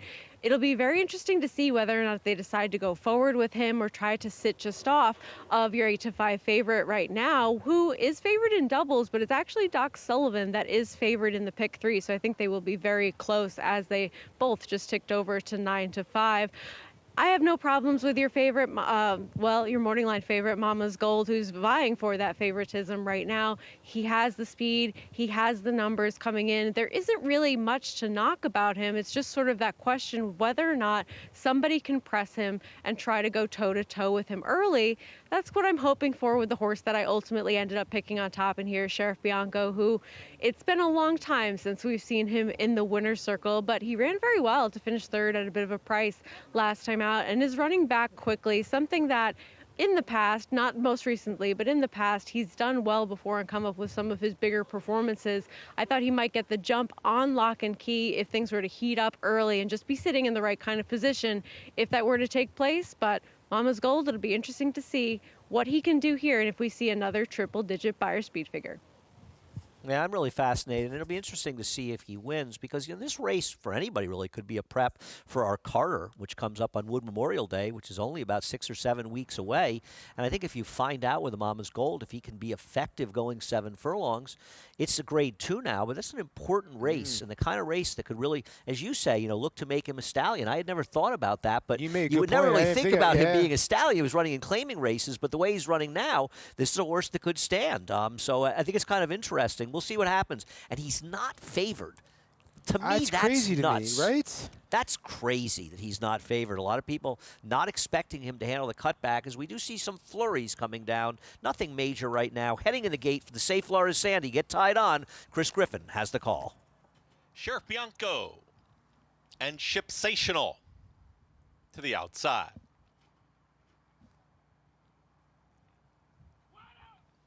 Shipsational going in. All set for the Safe Florida Sandy. And they're off. Speed to the outside from Shipsationals. Right there with Sheriff Bianco and Mama's Gold. Mama's Gold will now assert is in front, and Mama's Gold is up by a half length. Shipsational's going to stalk from second. Just off of them, Sheriff Bianco and Doc Sullivan is moving through at the rail. Now takes 3rd, and tight hold here right in behind the leader, Mama's Gold. That front group is now 2 lengths in front of Lock and Key and Whittington Park. is the lone trailer, about 8 lengths, now 9 off the leader. 23 and 3 for the opening quarter mile, and they work 2. A half mile left to go in the Safe Florida Sandy, and it's Mama's Gold still doing it nicely. Mama's Gold, Romero Mirage go into the far turn, and Shipsational's not going anywhere, sticks right to the leader as these two separate a touch. Sheriff Bianco is now under drive, is making up some ground from third. Lock and Key is starting the rally. Here comes Lock and Key in the red silks, and Doc Sullivan still in the mix too. Still far back is Whittington Park. They approach a quarter mile left to go. Mama's Gold is still there. Shipsational with every shot to run Mama's Gold down, and here comes Sheriff Bianco trying to join those two leaders. It's Shipsational and Mama's Gold shoulder to shoulder, but here comes the oncoming strides of Sheriff Bianco in the center of the racetrack. They approach a final 16th, and Sheriff Bianco is in front. Sheriff Bianco's taking the lead, is sprinting clear late. Sheriff Bianco, Ruben Silvera for Linda Rice. They win the Safe Florida Sandy, and Sheriff Bianco to win it over Shipsational. Then came Doc Sullivan and Lock and Key in 1 minute 24 and 4. Tip of the hat to Sarah, who picked a horse that, I don't know about you, Paulie, I could not possibly make, that hasn't won in a long, long time. But Sheriff Bianco got a perfect trip here and got the job done, as Mama's Gold and Doc Sullivan were complete no-shows. Yeah, great call here by Sarah. Maybe she's thinking, like, this is the horse that actually wants the 7 furlongs compared to everybody else. Mama's Gold. His 0 for 5 record, the distance, right? Gave you that thought? I don't know. I thought I was loaded with Lock and Key. Flattened out. The 6 put the 1 away, and here comes, the 6 put, Mama's Gold away. Then the 5 come along, Sheriff Bianco just ready to pounce, and horse that has not won, again, in 3 some odd years. How about him and Shipsational? They were like, you know what, Andy? We haven't won in like 6 years combined. We're going to run 1, 2. The play here was to box the 2 horses that never win. Right? There you go. You're right.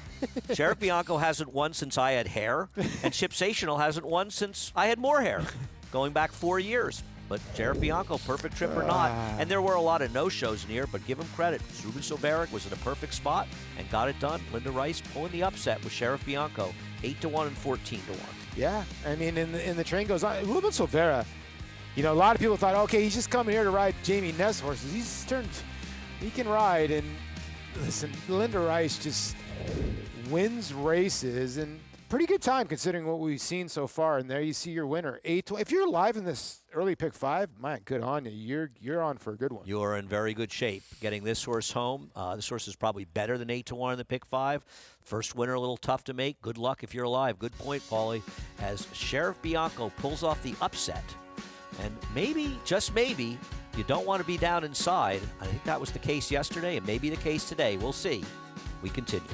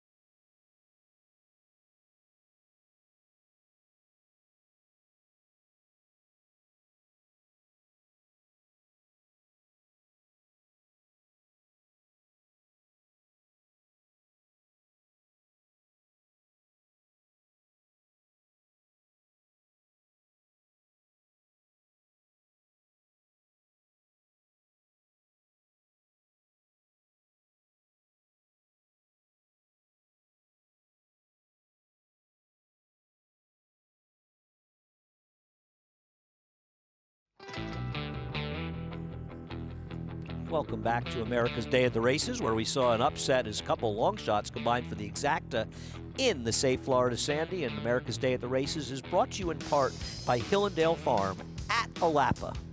I want to get there one of these days. I hear it's absolutely beautiful. Down in the winner's circle, a jubilant, I'm sure, Linda Rice. A tough beat in the first race, but that's well past it now when you win a stake. As Sheriff Bianco, he hadn't won in quite a while, got the right trip today, but he ran, and he's a pretty cool runner for Linda Rice. One she claimed that had been running in turf races when Linda actually claimed him, got it off the turf race, and she discovered that, in fact, it was the right surface. This one was claimed from Wesley Ward, much like Next was. Sheriff Bianco gets it done. He shows up, he just rarely wins, but he won today when it mattered. Sarah made a great pick on Sheriff Bianco, and she's standing by with Linda. Here with Linda Rice, who just won with Sheriff Bianco in the Safe Florida Sandy, and kind of hard to believe that that's his first stakes victory after all of his consistent overachievements. Yeah, actually, I'm surprised at that myself. You know, he's always been such a honest horse, and you know, he gets a lot of checks. He tries hard. He's been close in a lot of situations, and you know, so we've had him 2.5, going on 3 years now. But and at times I thought maybe he had tailed off a little bit, but. He loves 7 furlongs. He got a great ride from Ruben Silvera, and so exciting to win. He is one that really just shows up and is an impressive who's who of the horses that he's faced in the past throughout his career. What is it that they tell you when you're ready to run back on short rest between 1 to 7 days like he did getting the victory here? Yeah, you know, all horses are different, and a lot of it has to do with, you know, how well they come out of races, if they eat well, if they train well, if they're alert and happy and bright. Some horses take a lot longer to recover than others, and then that's a big part of it. The other part of it is looking for opportunities. You know, you never run a horse back in short rest unless it's an opportunity that you think is worthwhile. Well, certainly played out to be a worthwhile opportunity today. Congratulations, Linda. Thank you, Sarah. Guys? I'm happy to see Linda get it done. And, you know, I think sometimes people don't appreciate how good a trainer Linda Rice is. And, you know, for everybody in this game, at every level you're at, you have to live and breathe this game to be successful at it. And one thing about Linda, racing is her life. And she lives and breathes the games, whether it's claiming horses, but doing well with these horses. And I always appreciate seeing her do well. She's continuing to have a tremendous career. You know, you go as a handicapper and you say to yourself, okay, I can pick winners, but sometimes it's hard to bet. I think that Linda Rice can train runners, but she also has the organizational skills. You make a great point where she finds the best spots for her horses. She's got everything so organized, it's unbelievable. And I think organizational skills can go a lot farther than sometimes training skills, because you get a horse that you like as a trainer and you're a good trainer, and you might stick the horse over his head or over her head, where Linda has everything lined up where they want to go. She's always in the right spot when it comes to off the track or off the turf in this and that. You're right. She takes advantage. 100%. She's in the MTO, and she's got an MTO. I think her organizational skills, I agree. And whatever she's got in that little pocket right there has got all the secrets. If there's an opportunity, Linda is lurking in the weeds to take advantage of it, and that's what you have to do in this game. I am a fan, and her horses run, and listen, a horse like this. And the other thing about Linda is when she runs them in a spot that she looks like they're over their head, you have to give them a second thought, because she doesn't like to run them over their head. But an upset win for Sheriff Bianco, getting it done, his first win in quite a while over Shipsational, who doesn't win, but he does run well quite frequently. A wide open 4th race coming up. I don't know about you, Paulie. I can make a case for a lot of horses in this race. I went to Jackie the Joker. What are you looking at here? Oh, I was between 4 horses in here. So I get what you're saying with Jackie the Joker. I think I landed on Linda Trade Secret, who's not really getting bet here that much. I do think the 4 Play Good, Pay Good, and the other Dutcher horse. But Jackie the Joker's last effort, now claimed back in the Rick, or not back, but in the Rick Dutcher barn, has some races to go to. This is a tricky race. I mean, real tricky.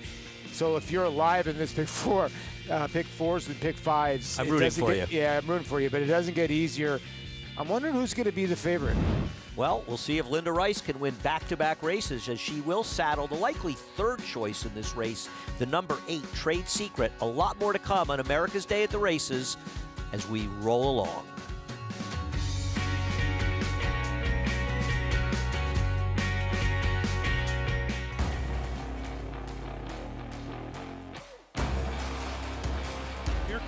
Big Gray Tappet Trice right down the outside. Tappet Trice wins the Toyota Bluegrass. Tappet Trice's 2024 debut was awesome. Tappet Trice is lunging. Tappet Trice wins the Woodward.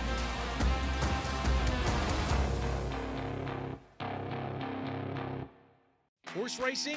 Check. Weekly promotions? Got them.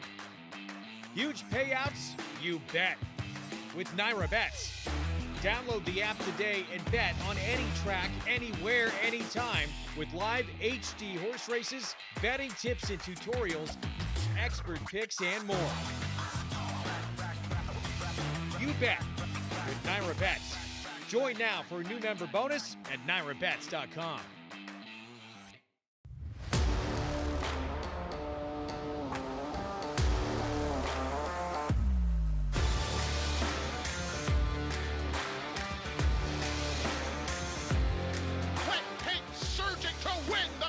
Club American Oaks.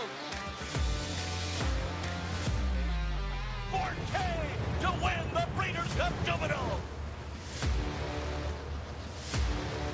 Eclipse champion Blame, standing at Claiborne Farm.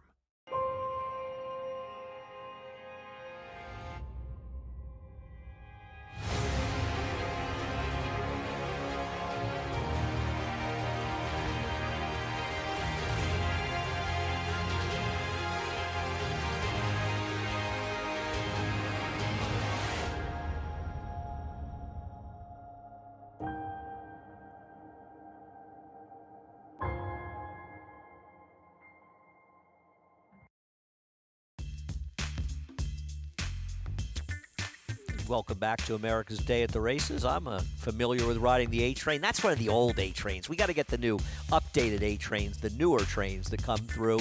The best way to get to the racetrack. I absolutely love taking the subway right to Aqueduct. Aqueduct is the Auteuil of New York City. Another track in Paris, which is right off the Metro. It is? It's right off the Metro. You go off the Metro for Auteuil, you walk down the tunnel, you get out in the infield. There's some archery, I think, going on. And then you go back down at the racetrack, a fun racetrack if you ever get a chance to go to it, right in downtown, basically. Right at the edge of the Bois de Boulogne, which is also where Longchamp is. We got a lot more to come here and a little bit of time right now as they're spreading the races out at Oakland. But let's take a look at the Dixie Bell, which is going to go when you and I are basically, I believe, off the show as post time. Well, they're saying 5:11. It's hard to know when post times will actually be. But the horse to beat, I guess, is the 6, GW's Girl, Paulie, coming off that closing win in the Mockingbird. Yeah, and this is the horse that I liked when I was down there. I loved this horse last time out. Now, remember, you did like this I horse, had the information from Greg Compton, very good friends with the trainer, Greg Compton. He had told me that Jose Ortiz had worked this horse at Keeneland and said that this horse wants the dirt, and he's better on dirt than he was on turf, as she was, excuse me. Now, she did run down She's So Spicy. Now, that horse came back to win in the Mockingbird. You know, and Meg made a good point. Maybe She's So Spicy was coming back to her. She has a tendency tiny to come back. But I thought GW Girl ran her down. And again, how will she handle a sloppy racetrack if it gets more rain today? Yeah, no, I think that's a fair question. The other thing with her is, I mean, she's a last time was the time. You got 5-1 on her last time. True. She's completely exposed now. Now, to be fair, she ran an 87 buyer. Yeah. And if she runs that figure again, they're all in trouble. But I think Tom Amos's horse cutting back on the outside, You'll Be Back, that's exactly the kind of horse. The only thing I don't like about her is Tom. It's just hard to root for him. Such a rotten guy. Yeah, listen, this horse gets a little bit of weight in 115. And, you know, GW's Girl's currently 119, but I'm kind of with you. I think GW's Girl ran her race last time out. I love Greg. I think he's a phenomenal trainer.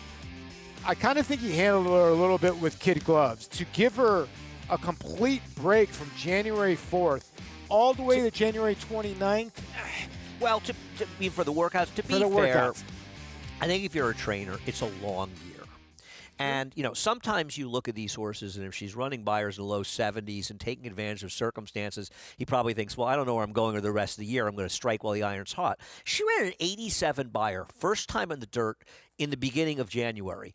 That's the kind of figure with routine improvement. She could run races like the Tests. Now, I understand it's a long way from getting there, but there's a lot of big races. So I think if you're Greg, you're thinking, how much do I want to run her early? Because I want to have a horse that potentially can run in some very big races later in the year. So a horse that could show up in a race like the 8 Bells on Derby weekend. I know he's in love with this horse. He said he's in love with this horse. He thinks she's a stakes type of filly. Might be the best filly in his barn, and he's a capable trainer too. So I get what you're saying. That's a big number. I mean, you're talking about a horse that's running as fast a figures. Look at the horse. She's ran a little faster figure than the horse who's the favorite in the Rachel Alexandra, going longer for Brad Cox. But she's considered one of the favorites, and rightfully so, for the Kentucky Oaks right now. Now, this is a sprinter, but she's a fast horse, and if that's the kind of races she can run, she improves. I don't blame them for dreaming. No, I'm with you. And when you get the support of Jose Ortiz, and then Francisco Orietta gave the horse a tremendous ride last time, did not give up.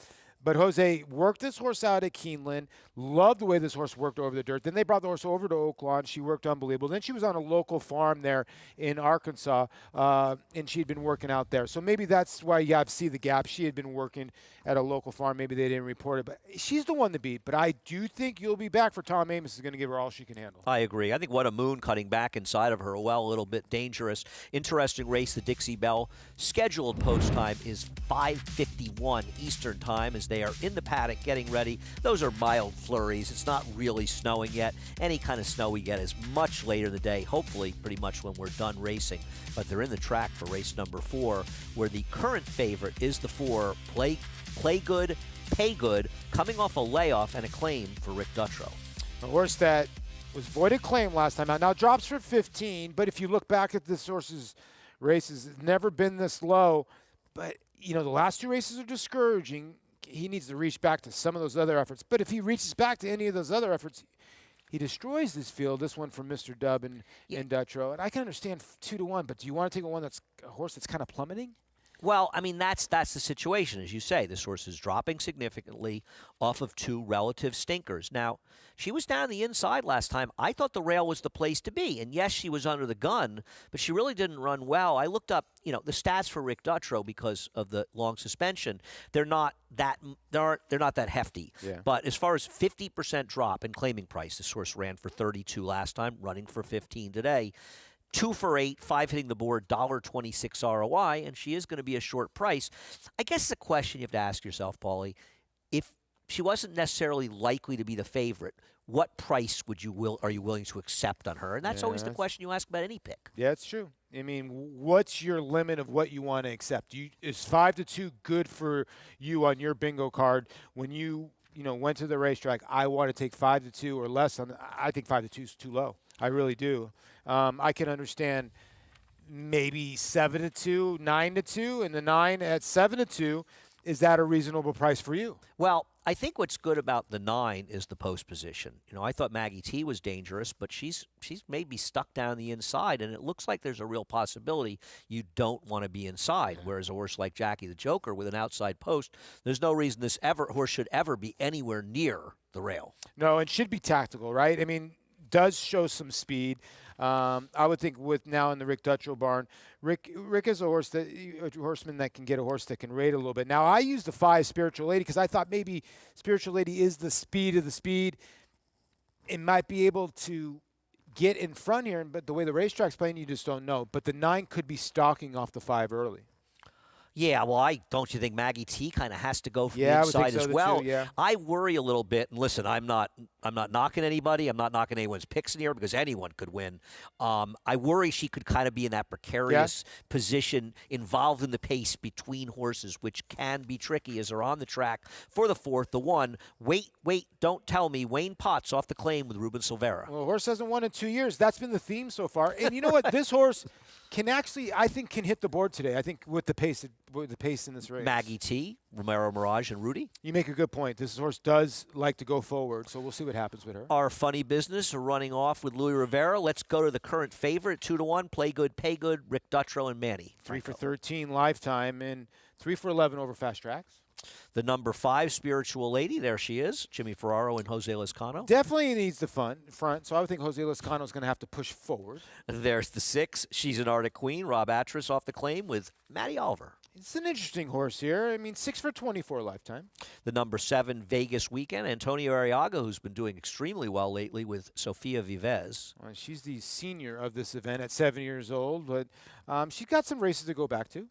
I'm the senior of this event, for whatever that's worth. Trade Secret, Linda Rice looking for back-to-back, this time with Kendrick. Yeah, horse that's 1 for 13 the last 2 years, but been knocking on the door the last couple starts. Kendrick's kind of like Madonna. You don't need a second name. There's just Kendrick from now on. You know, he's just changed it to just Kendrick. And Rick Dutcher off the claim with Jackie the Joker, my pick with Lane Lussey. I think that's what you should do, Andy. You turn yourself into a symbol like Prince. Jackie the Joker. Name, idiot. Jackie the Joker for Lane Lussey and Richard Dutcher.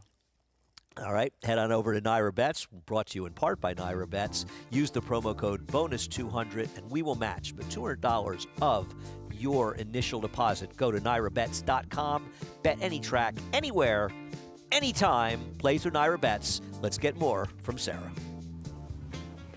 The snow is starting to pick up a little bit now, but still not too bad down here in top of the winner's circle. But looking at a couple of horses in here, Linda Rice looking to go back-to-back with Trade Secret, the number 8 horse in this spot, who's a generous price in comparison to her morning line at this time. And where trust is at a major premium here, she is the one that I at least believe to be the most consistent as of late, as she has been hitting the board in all of her recent starts since her last victory.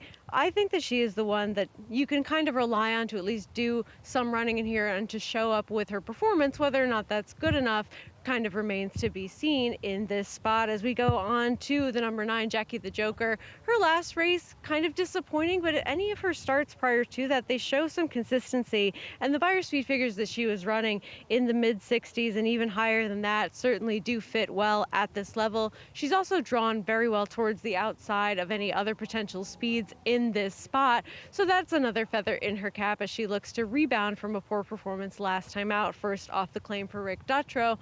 Ultimately, I just went to a horse who was dropping in class, and that's the number 5, Spiritual Lady. She has speed. She's been facing much tougher horses over her last 3 starts, and her last win was at a level similar to this. So she's dropping back down to the kind of company that she is normally more effective against than she has been when she's been facing tougher company over the last couple of races. She has some good early speed that I hope will be sustained here. There are some other horses that like to be forward in this spot, but she was just the one who had the excuses of running above her head over the last 3 starts, and this is looking to be a better fit for her. All right, Sarah, thank you so much for that. As horses are heading over the gate, and I know it looks on TV like it's snowing a little harder. It is a little hard, but it's still nothing that significant. I think some heavier snow predicted a bit later, so we look like we'll be okay as they head to the gate here. Any other thoughts on this race, Paulie?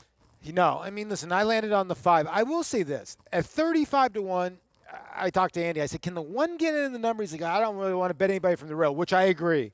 But I think the 1 can somehow get in this number at 36 to 1, not to win this race. Maybe 3rd or 4th if you're playing some super. She listen, if you like her, she has no speed. No. So she should be able to drop back and get off the inside. Oh, she sucks up. And she's a huge price. Yeah. And in a race like this, the last thing I'd ever knock is a huge price. And you and Sarah like the 5. I like the 9. Well, we're on 7 to 2 shots. So we're not exactly coming up with particularly clever horses. And I think in a race like this, which is fairly wide open, the last thing you want to do is tell somebody in any race at a big price, we don't like your horse. But this race, good luck. This is a tough race. Beautiful picture, isn't it, with the snow coming It down? is nice. I've been here for some very snowy days over the year at the Big A. My first trip to Aqueduct, 1974, the Saturday after Thanksgiving. I think there were around 30-something thousand here back then. Yeah, They were probably screaming at the MiG. No, that was kidding me.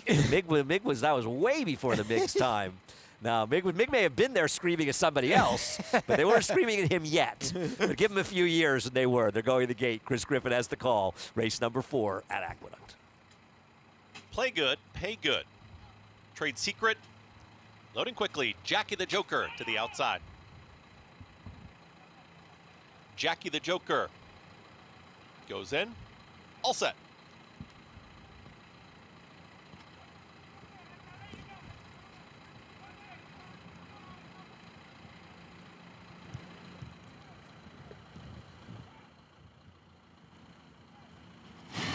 And they're off.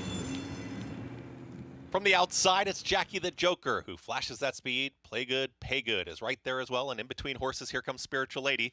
Spiritual Lady is the leader, is now up by a quick 2 lengths. And towards the outside, Jackie the Joker, who's alone in second. Play Good, Pay Good, won it off the rail, is out in the clear, is alone in third, is joined to the outside now by Vegas Weekend from fourth. At the rail is Maggie T, is looking to progress here from the 5th position. In behind them, there comes Trade Secret, the 3 at the back. She's an Arctic Queen. With the 2 trailers, Our Funny Business and Wait, Wait, Don't Tell Me. 22.51 for the opening quarter mile. The leader is Spiritual Lady. Fully in pursuit is Jackie the Joker. 3 wide is Play Good, Pay Good, who wanted to be in the clear, didn't want the kickback, is there 3 wide and trying to rally on. Vegas Weekend's going to be 4 wide. At the rail, trying to move on through is Maggie T. From the back, here comes a run from Trade Secret. She's an Arctic Queen, is also moving towards the outside. The rest with a lot to do is Spiritual Lady is now going to hug the rail, kick for home. Play Good, Pay Good with every shot to run the leader down. Spiritual Lady is still in front, is up by 2. Play Good, Pay Good is cutting into the margin. Our Funny Business is weaving through rivals, and the lime green cap is looking for a seam. Trade Secret, the complexion completely changes. The leader is Play Good, Pay Good, trying to split rivals. Here's Our Funny Business down towards the inside. Trade Secret is in the mix. She's an Arctic Queen on the grandstand side. It's 4 of them down to the line. It's a photo finish. The photo ended up between She's an Arctic Queen, grandstand side, Trade Secrets in there. At the rail, that was Our Funny Business. Finishing 4th, ended up Play Good, Pay Good, but it's a 3-horse photo for the win in 1 minute 20.36 seconds. This was a wild race. 22.51 for these horses going the first quarter. I mean, that's like Breeders' Cup sprint type fast. No surprise the 5 stopped in mid-stretch. The number 4 was chasing, did fairly well to probably finish 4th in here. I think Maddie Oliver, Paulie, got up on the outside with the number Whoa! That is really Man, close. is that close. She's an Arctic Queen. Outside, the 3 Our Funny Business towards the inside. Here's the slow-mo. 3 has it right now. 6 gets the bob, but it's the 3. Ooh, my It's hard to know when they hit it exactly. There was a race yesterday that was very close, and it looked like it was a dead heat after the wire. I would call this, oh my gosh. I'll be honest with you. If I had to bet on it, I'd bet the 6, but I'd bet $1 because this is very. What about you, very Paulie? close. I don't know, man. That's either dead heat or the. I'm gonna say where the front of the wire. Where? 6 is posted. 6 posted. Tough beat if you had the 3 at 9-1, but if you had the 6 at 17-1, wow. And if you are alive in this pick 5. Pick 6 has started it, but the pick 5 with the price we've seen so far, we've had an $18 winner, $350, $3,500. Where the second winner was a favorite. Parlays around $7,000 for $2 right now, and they're big prices. I won't be surprised in the 5th. How big a field if their horse is not covered? This is a tough one to put together. If you are alive, we're rooting for you. Yes. Wow. And Rob Atras off the claim. And how about Maddie Oliver? And tell you what, she was out in the best part of the racetrack. Now, they all stayed off the rail, though. Yeah, you made a good point, Andy. You called it in race 2. Let's check this out. Is the middle of the racetrack the best part? And it seems like it is. I mean, it really does. Because a lot of horses were flailing in the middle of the racetrack. We looked at each other and said, the 5's home. And then you look back at me and goes, oh, my God, she's staggering. And they all started staggering. And then the horse in the middle of the racetrack got the bob. Good job by Maddie. They went the last 4.5 furlongs and closing in on a minute flat. Let's get more from Richie on race 3 at Oakland. Yeah, guys, they're warming up. They're actually circling behind the gate at this point. And we'll start with the 1-horse Tango Mike. Now, this horse dropped down to maiden claiming level 30,000 last time, but I don't think it tells the whole story. This horse absolutely hesitated at the break, gave up all kinds of ground at the start, and really I thought was pretty impressive running down a much weaker group. But if this horse ever can get out of the gate on time, I think he's going to figure it out. Kind of an interesting runner from the Kenny McPeak barn. The 5-horse Griffin, another horse that has a lot of trouble getting out of the gate in his 2 sprints. He was pinched back at Gulfstream last time. He didn't get pinched back. He was just slow away. Now they stretch him out with a pedigree that suggests stretching out would be fine. But you never know. Sometimes they're just closing sprinters, and that doesn't translate. And then the 7-horse Rock Solo. He's the horse that I prefer the most out of anybody. He's got a pedigree that definitely suggests longer. He's run twice at a mile. I think he's got decent speed to get a good kind of stalking outside trip. And Ron Marquette's having a terrific meet. And it seems like Rafael Bejarano has become more and more his go-to guy. So they're circling behind the gate, guys. But that's how I kind of see it. We've got a horse on the outside. El Mayo's got a lot of speed sprinting. I would imagine he winds up being the horse that makes the pace. But let's see how it plays out here in race 3 at Oakland.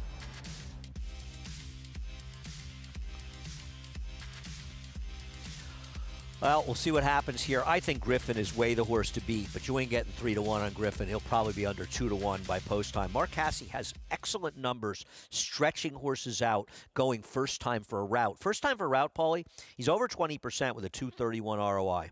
This horse had 2 bad beginnings in both of his starts, and he's run well in both of them. And he gets the leading rider there, Christian Torres, and I can understand why you're getting 5-2. Now the 7 in here, Rock Solo, first time Lasix. You know, Mig made a good point. Ronnie Moquette's barn has been really firing of late. The 3 is interesting to me, Extradition, because the 1 win going long with Luis Saez, it was a big price. That was a 1-turn mile. But again, I know it. This horse only broke his maiden last time out. Can't even make peak on the mud. I'll take 4-1 with the 1. Tango Mike. All right, we'll see what happens. Heading in the gate, let's get the call from Matt Dinnerman. Extradition with Ricardo Santana Jr. And there is Rock Solo. 2 back, Fast Joker.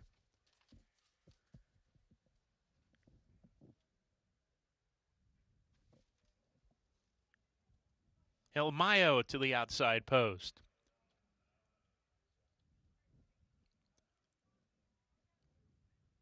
Working with El Mayo. Going into the gate. We're ready to go. And they're off. Rock Solo broke pretty sharply, so did Blue Angel. These two stride on the lead together. Far outside, El Mayo takes the 3rd position with Griffin and Lucky Bird, who's inside of that pair. Fast Joker next in the field. Tango Mike, Extradition. Those 2 trail together as they streak into the first turn run. Rock Solo taking control of things here. Blue Angel a half length back and pressing. Griffin on a strong hold. He's asked to ration his speed. Finds himself between horses. El Mayo to the outside of him. Inside Lucky Bird. He's 2.5 lengths behind. Another 2.5 to Fast Joker.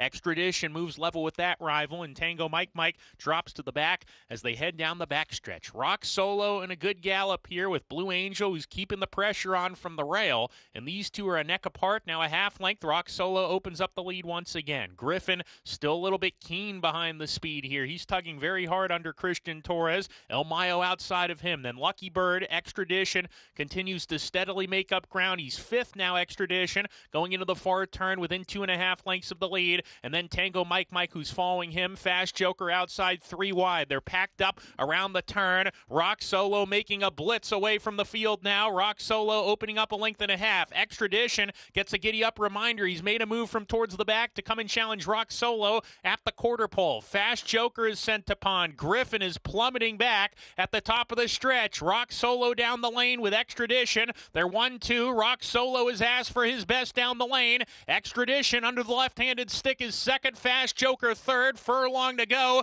Rock Solo still in control of things. Extradition trying hard in 2nd, but Rock Solo has plenty of punch in the slop, and he's a winner. Rock Solo under Rafael Bejarano. Extradition was 2nd. Photo for 3rd. Tango Mike, and Fast Joker.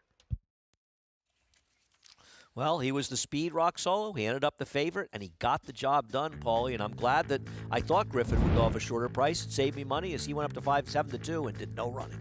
He kind of got caught in a tough position. Christian Torres had to kind of like settle him back, and I just think he took the bit out of his mouth. But the 7 in here, Rock Solo. One thing about Rafael Bejarano, if he puts a horse on the front end, he usually has a lot in the tank, and the 7 was just galloping. I'm going to tell you something about Rafael Bejarano you probably don't know. You know that he won one of the winter meet riding titles here at Aqueduct years ago in the Inter? Really? He did. You should look up sometime the winners of, and I say this to people out there too, the winners of riding titles at Aqueduct in the winter. Some funny names will appear that you'll be surprised. I do remember one thing about Rafael Bejarano. He won in the 10 path for Helen Pitts. First start on Curlin. I was going to say Curlin, out in the middle of the racetrack. Yeah, right. Ran a big buyer figure and subsequently sold for an enormous amount of money. It wasn't too much, as it turned out, as he was one of the all-time really good horses. Sandman. He's the top of my Derby list, as of now, at least, off of his tough trip second in the Southwest. We'll see him next week in the Rebel. He's getting ready. America's Day at the Races returns in a few moments.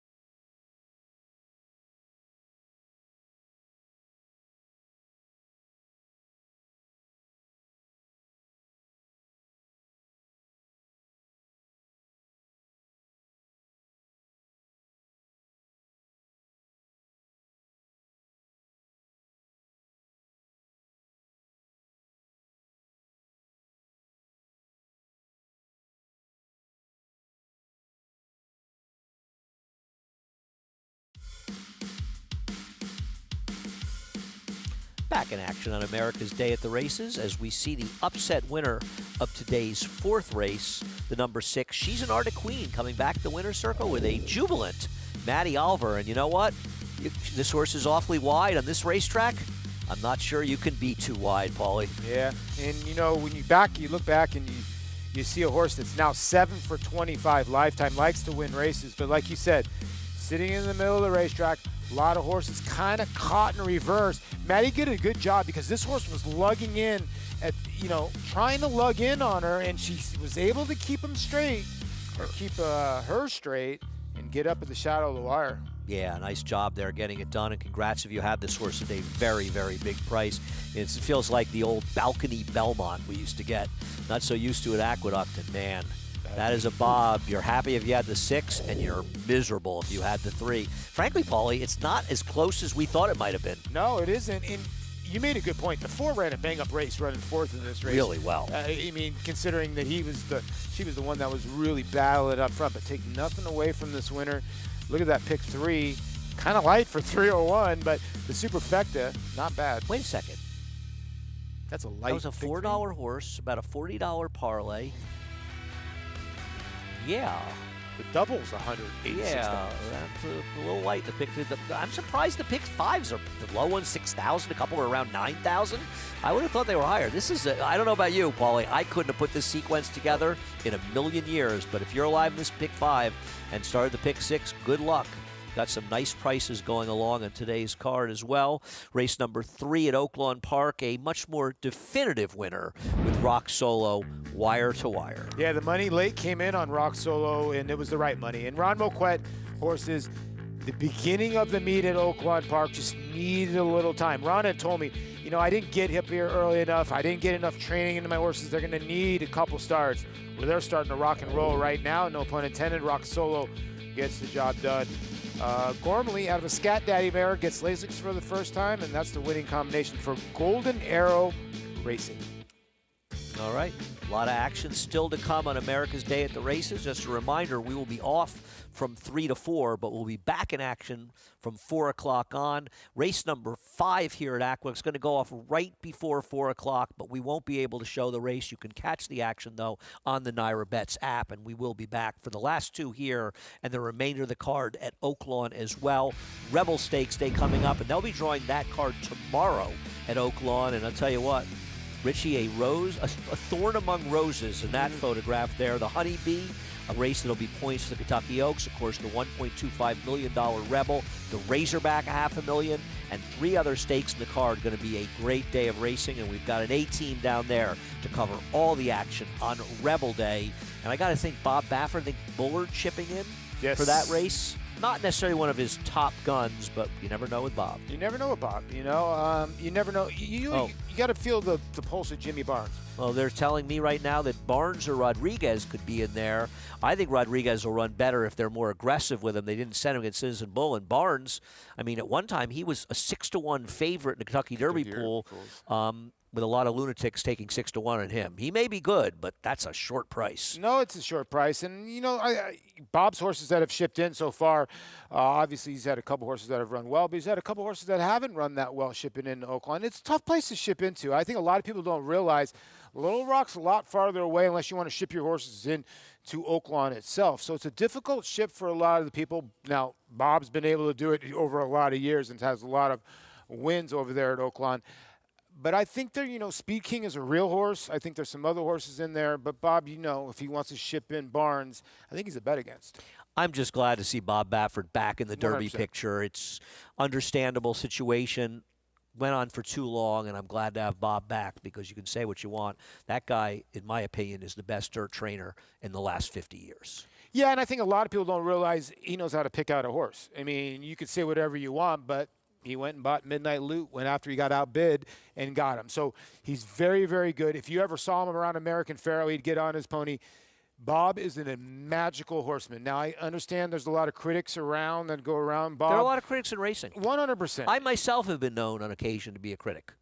The 2 best horsemen I've ever seen are Rick Dutrow and Bob Baffert, and they've both been, you know. Bob Baffert, tremendous trainer, back to see him, and we'll see him in the Rebel with at least one performer. We'll see his ships. They'll draw it tomorrow, but he'll also have to deal with Sandman because Sandman's race in the Southwest was incredible. Now, a number of horses didn't break, but none of them ran as well as Sandman. I don't want to take anything away from the winner, who ran extremely well on top of the pace that kind of fell apart, but Sandman clearly ran the best race. He really did. I mean, you know, and Mark had really high hopes for this horse. He knows he's very good. So sometimes, you know, when I talked to him basically after this race, he said, you know, sometimes it's a blessing in disguise. He had a ton of adversity, and we found out a lot about him. And, like, for him to still have some energy at the end of this race, Andy, was kind of amazing, to be honest with you. Now, Speed King, he had worked a bullet work. I even got the text from Chance Moquette basically saying this is ridiculous. This horse outworked 250-some-odd horses. So they let him on the front end, but Sandman kept on pursuing and kept on getting to him, which I thought was kind of pretty amazing. No, Sandman really ran well in that race. But, you know, sometimes, and I've been guilty of myself, you get so caught up in a horse who did have a tough trip and was a hard luck loser that you don't really pay as much attention to how well the winner ran in that race. And the winner was a very deserving winner. He ran a terrific race. He did. And I know that Ron and Chance and that whole Moquette crew has been really high on Speed King. I think he's not just a one-trick pony. I think he's actually a real horse. But I do think Sandman, with a better start, obviously wins that race. But here's the thing. We've found this out with some other horses. We don't want Sandman to be that kind of horse that causes his own trouble all the time. We'll find out what happens. I do think if he breaks a little bit better, somebody will go with Speed King. I do think he's the best horse out there. Well, if Bob's in the race, You know that Bob's going to have horses that are forwardly placed as well, and he's got, speaking of forward, Citizen Bull, a point leader, last year's 2-year-old champion, the winner of the Breeders' Cup Juvenile, came back with a victory in his first start in the Robert Lewis this year. We'll see how he runs if he gets challenged for the lead, because so far he's had some pretty sweet trips in his races. Speed King up there. Now that's going to change a lot. The races are going to 50 points. Then you have the 100-point races. A lot of things will change. A lot of good names there. And, of course, many people are focused on another horse on that list, East Avenue. Actually, he is back in the list. He got 10 points for winning the Breeders' Futurity back in October at Keeneland. And he makes his 3-year-old return today in the Risen Star, scheduled post time a little bit after 7:30 Eastern time, I believe. The lights will be on, Andy. The lights will be on. They'll be on at Fairgrounds. I'm not sure if they'll be on in my brain by that point. A lot of big races coming up, and these are mostly 50-point preps probably in there. Some big races, including the Rebel, the Fountain Youth, and the Gotham. Looking forward to that Gotham here at Aqueduct. Get some big fields and a fun race in the Gotham going that flat mile. So a lot of good stuff going on as horses have come on the track for race number 5 at Aqueduct. But let's talk a little bit about Say Florida Sandy earlier. Sheriff Bianco, if you try hard enough for long enough, eventually maybe you get a victory, but it's been a while for him. It's been a while. You know, listen, the top 2 horses hadn't won in 3 years, and the favorite got to the front end and just could not finish it. And listen, Sheriff Bianco was the beneficiary of, you know, just sitting right off the pace. But you got to give this horse credit. Hadn't won in so long. Able to get the job done, but that's what Linda Rice does. I don't want to take anything away from Sheriff Bianco, and congrats to him, Linda, and a very good ride there by Ruben Silvera, and an excellent performance from the runner-up, Shipsational as well. Do not give up on Mama's Gold. I'll say a couple of things about him. He needs to be a free-running horse. He doesn't want horses on his outside. And based on what we saw yesterday here and what we're seeing so far today, you do not want to be down inside, and he was down on the inside. Not a knock on Romero, a difficult situation here, cutting back to 7. But I don't want to sell Mama's Gold short. I think he'll be back with a good effort. This was just the wrong situation for him today, as it turned out. I'm in agreement with you. I think maybe next time they go the 1-turn mile, do they take a shot and go, let's take him back.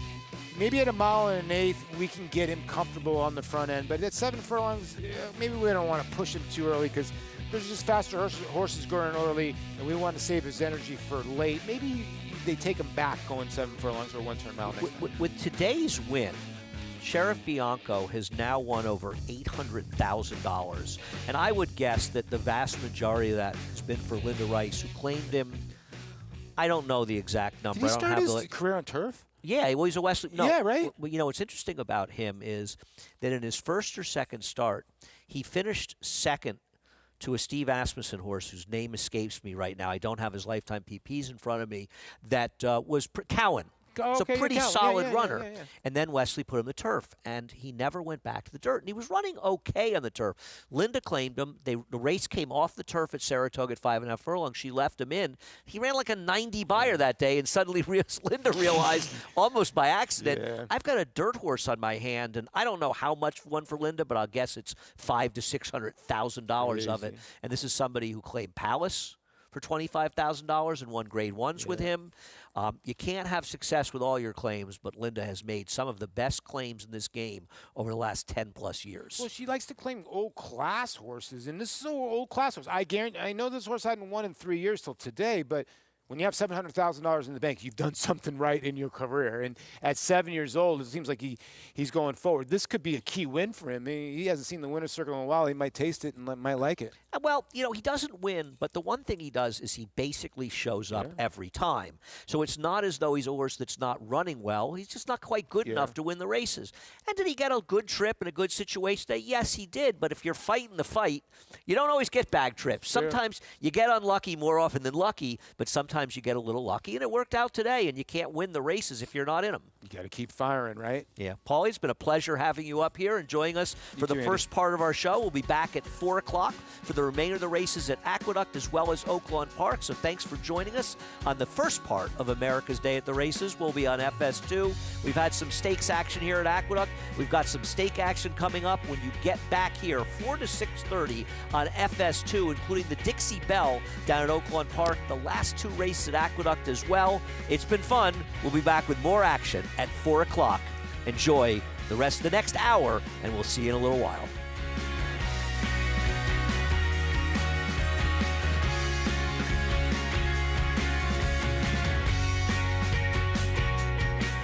the champion 2-year-old. One of 4 champion 2-year-olds in his immediate family. Essential quality at 2. Undefeated. Essential quality, though, has opened up by 5. Devastating. His own first 2-year-olds race in 2025. If they're anything like him and you've got a mare in foal, just imagine.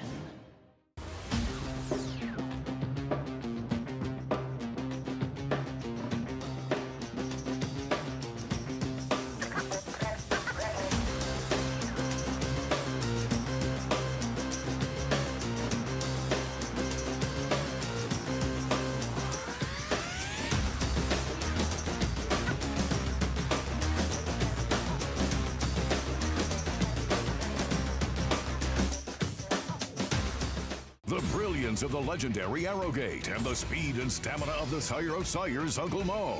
Introducing Petulante, the first son of Arrowgate to stand in New York after winning handily at first asking. Petulante! He's got a kick here, and he's going to prove much the best. He won or placed in all 7 of his lifetime starts, including the Grade 3 Salvatore Mile. Petulante, Nimbus class, Petulante! Petulante, now standing in New York. For information, visit IHDVStallions.com today. Racetrack Television Network brings you every race, from every track, on every screen, every day.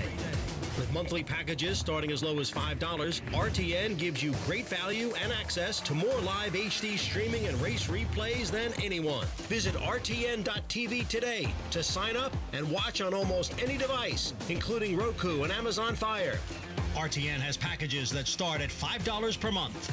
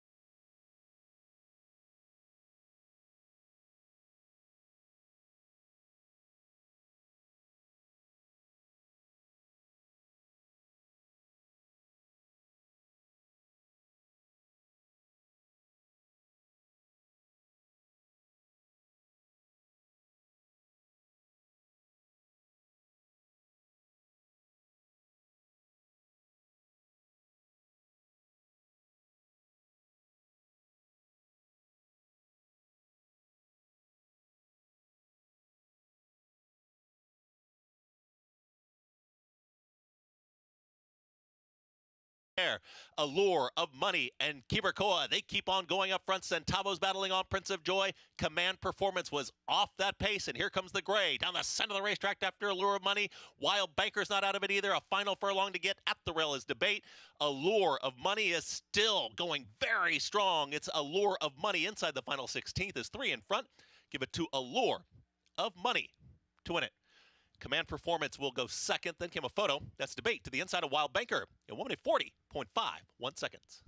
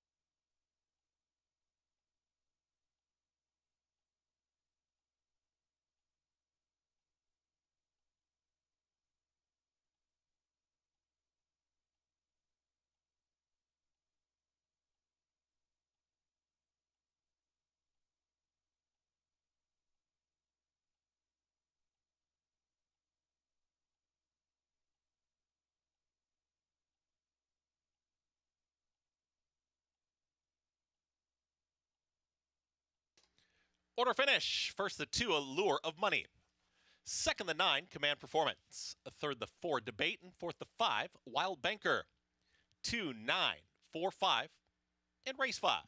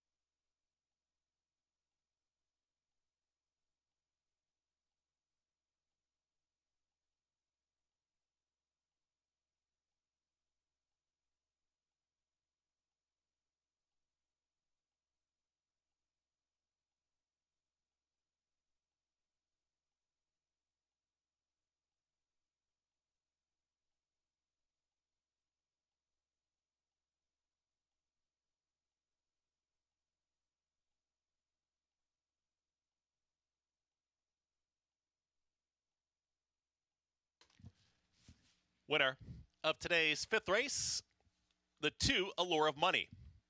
He's a 5-year-old gelding bred in New York by Central Banker out of Alana's Allure. Winning owner, Happy Face Racing Stable. Winning trainer, Charlton Baker.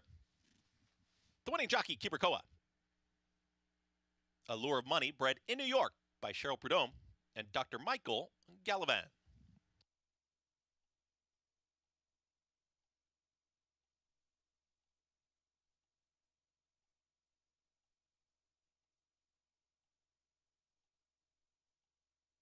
Exacta return $26.25, the double $66.25. Trifecta $44.37, and Superfecta $431 even. The pick 3, $423.50, and pick 4 returns $732.25. Pick 5 comes back $6,016.25, and running time 1 minute 40.51 seconds. Up next, it's race 6. Race 6 is the start of late pick 4. Race 6, 6.5 furlongs in 23 minutes.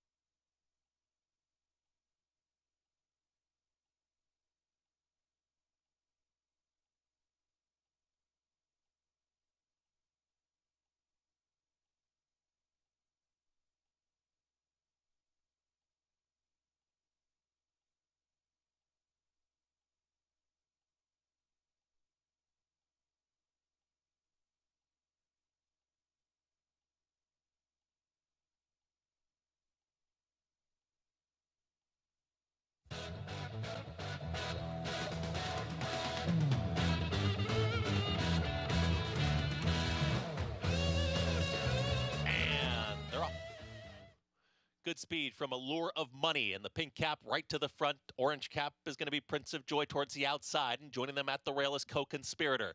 Command Performance is the gray, is right in behind them, hustle along here from fourth. It's a lineup of three in front as they get set to come out of the chute. Centavo is joining this early group, and that's the front five. There's a big gap here of about 5, now 6 lengths. Towards the back end of the field, you've got Strong Light. Also back there is going to be Wild Banker and Debate. They work up the backstretch, well off the rail, 23 and 4 for the opening quarter mile. Still 3 across the racetrack. It's Allure of Money in between horses with Co-Conspirator. 3 wide is going to be a Prince of Joy, and the rail is open, and Centavo's going to take it. Cochicaya is moving through, makes it 4 across the racetrack here as they approach a half-mile left to go. Command Performance is right in behind. What's a leading quartet as they went 47 and 3 for the half-mile time. They go into the far turn, and Allure of Money is still there. The first to drop out of it was Co-Conspirator. Here comes a run from the outside there, Prince of Joy. At the rail still is Centavo, who's trying to rally on, is trying to keep with the top 2. Command Performance starts to run on here from fourth. Then comes Wild Banker, also Strong Light. Then Debate is trying to get in the mix too as they reach the top of the stretch. Allure of Money is still there. Allure of Money and Kiberkoa, they keep on going up front. Centavo's battling on Prince of Joy. Command Performance was off that pace, and here comes the gray down the center of the racetrack after Allure of Money. Wild Banker's not out of it either. A final furlong to get. At the rail is Debate. Allure of Money is still going very strong. It's Allure of Money inside the final 16th is 3 in front. Give it to Allure of Money to win it. Command Performance will go second. Then came a photo. That's Debate to the inside of Wild Banker in 1 minute 40.51 seconds.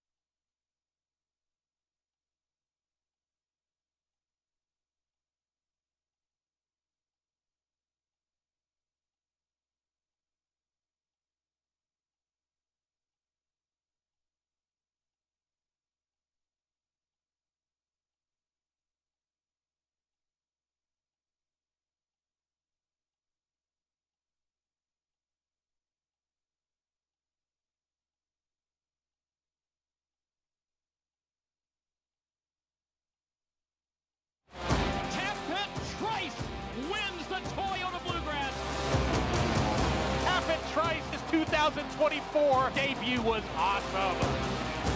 Tappan Trice is lunging. Tappan Trice wins the Woodward.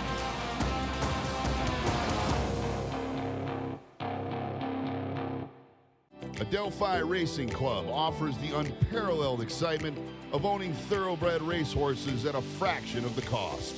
We're not just a syndicate, and our members aren't just investors. We are partners. Our New York-based high-performing equine athletes, trainers, and jockeys compete and win at the highest level circuits. Contact us online to get a taste of the Adelphi difference, and let's win races together.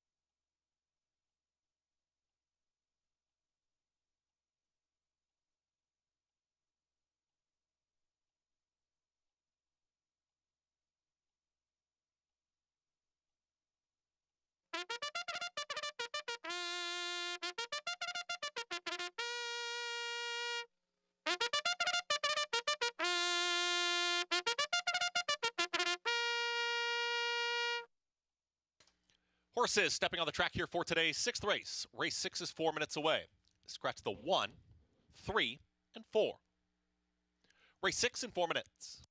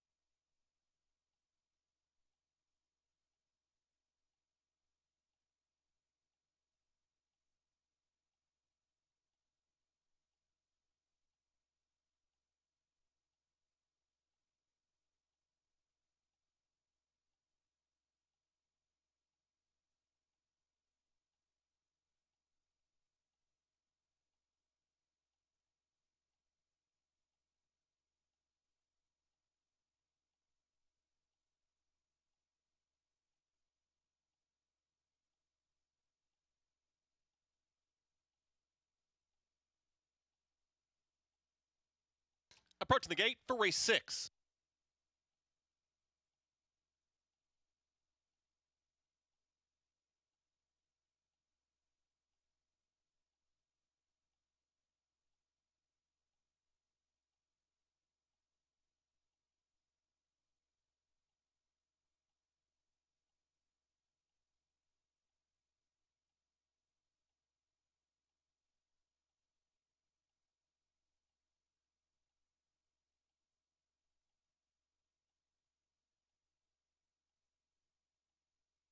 Horses are at the gate. It's post time for today's 6th.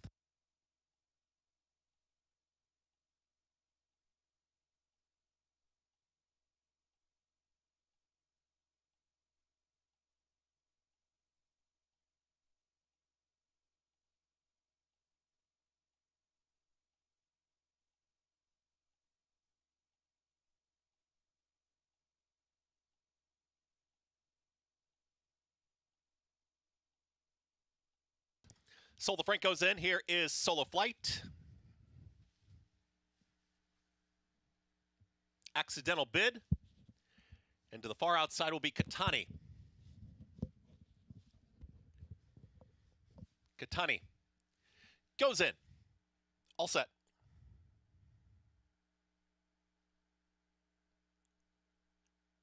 And they're off.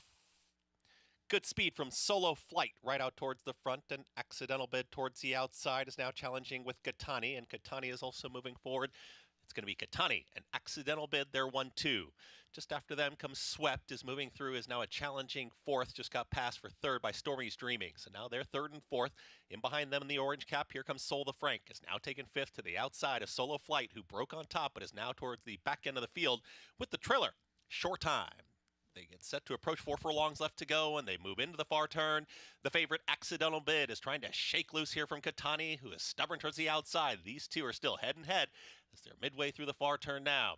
Just off of them, here comes a run from Stormy's Dreaming, who's just stalking the two pace setters, moves to the outside, is losing ground there, is Swept, is back to fourth. From the back trying to rally on, here comes Short Time, is running there with Soul the Frank. They reach the top of the stretch, and Accidental Bid is trying to kick free. Katani's been there the entire journey, and here comes Stormy's Dreaming down the center of the racetrack. Can Accidental Bid hold off the charge here from the outside running Stormy's Dreaming? It's Accidental Bid, who is still 2.5 lengths in front. Katani continues to give game chase. Stormy's Dreaming is making up ground, but running out of time. Accidental Bid is almost there inside the final 16th. Accidental Bid will hold on. Stormy's Dreaming second, then Katani, and Short Time for fourth. They won at 20.76 seconds.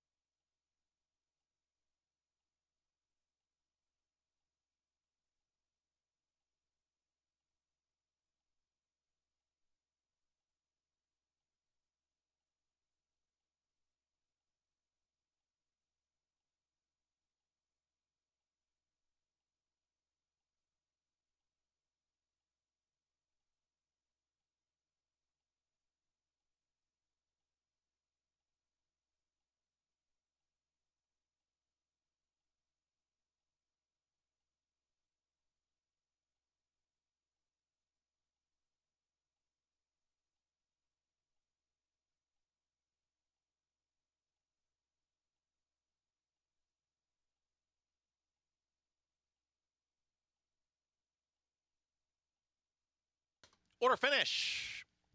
First the 8, Accidental Bid. Second the 2, Stormy's Dreaming.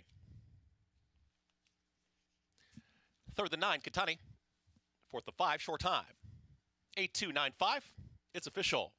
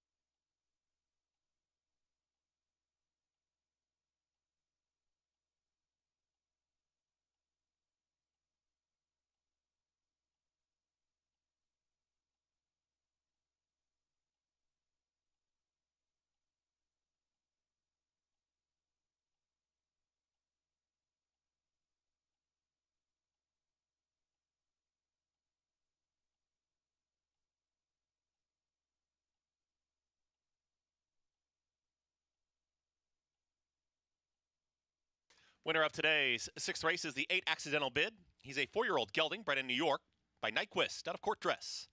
Winning owner and trainer is Linda Rice. The winning jockey, Jose Lescano. Accidental Bid, bred in New York by Wildwood Farm. Linda Rice picks up another training victory on the afternoon. It's official. Dollar exacta $5.80. The double $6.30. Trifecta $5.70. Superfecta $41.50. Pick 3 $65.25. And pick 4 $300.50. Running time 1 minute 20.76 in race 6. Up next is race 7. Today's 7th is 18 minutes away. Start of the late pick 3.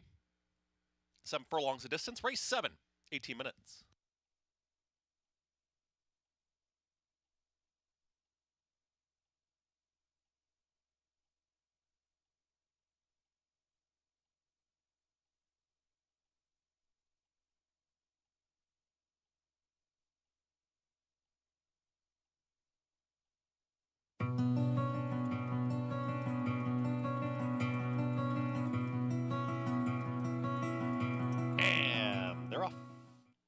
Good speed from Solo Flight right out towards the front, and Accidental Bid towards the outside is now challenging with Katani, and Katani is also moving forward.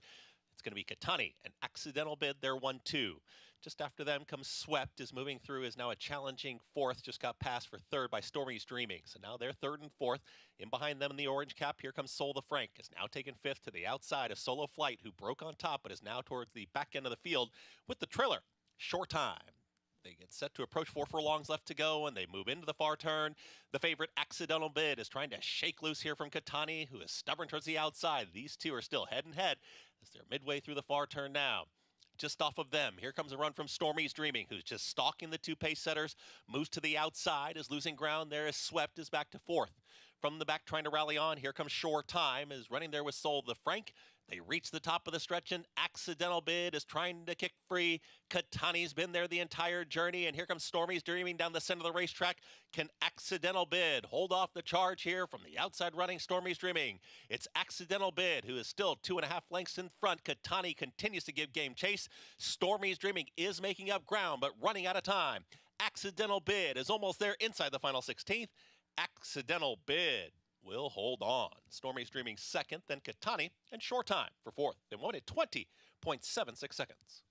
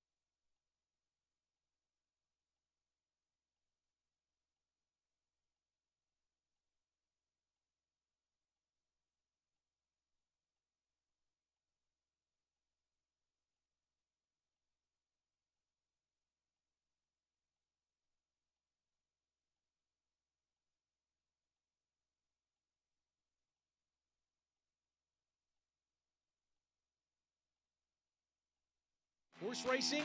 Check. Weekly promotions? Got 'em. Huge payouts? You bet. With Naira Bets. Download the app today and bet on any track, anywhere, anytime with live HD horse races, betting tips and tutorials, expert picks, and more. You bet with Naira Bets. Join now for a new member bonus at NairaBets.com.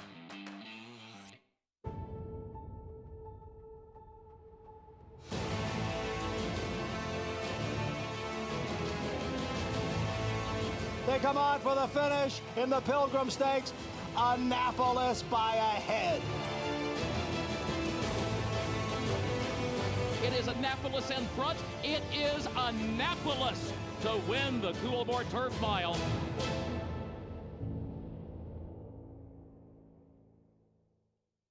Enhance your handicapping with AI Fastbacks, exclusively on Naira Bets. Open your Naira Bets app, click View Runner Details, and a stat-driven fact will appear for all U.S. thoroughbred racehorses. Download the Naira Bets app to start using Fastbacks today.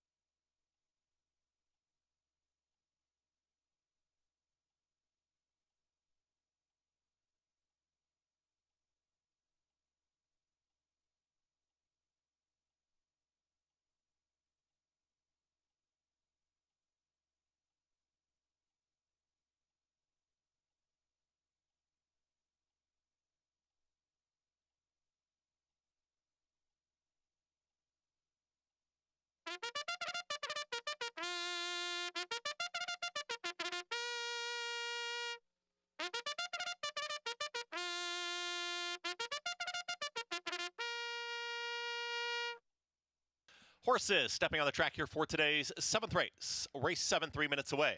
A field of 8. Race 7, late pick 3, 3 minutes.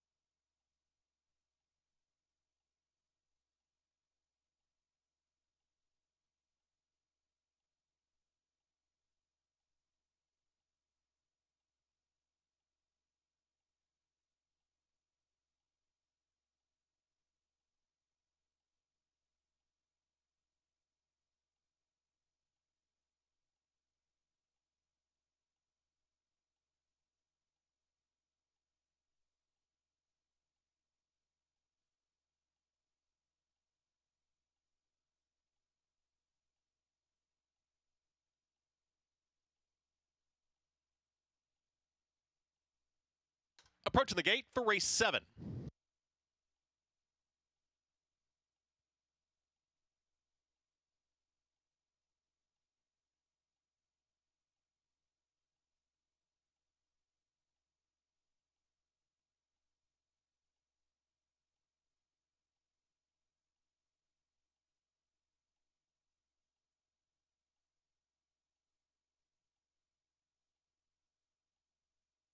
Field loading, 13 red flags, the big Calhouna. Grammy Girl.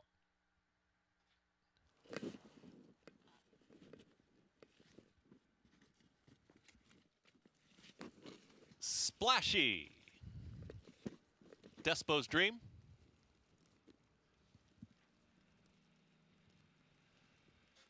Looks First.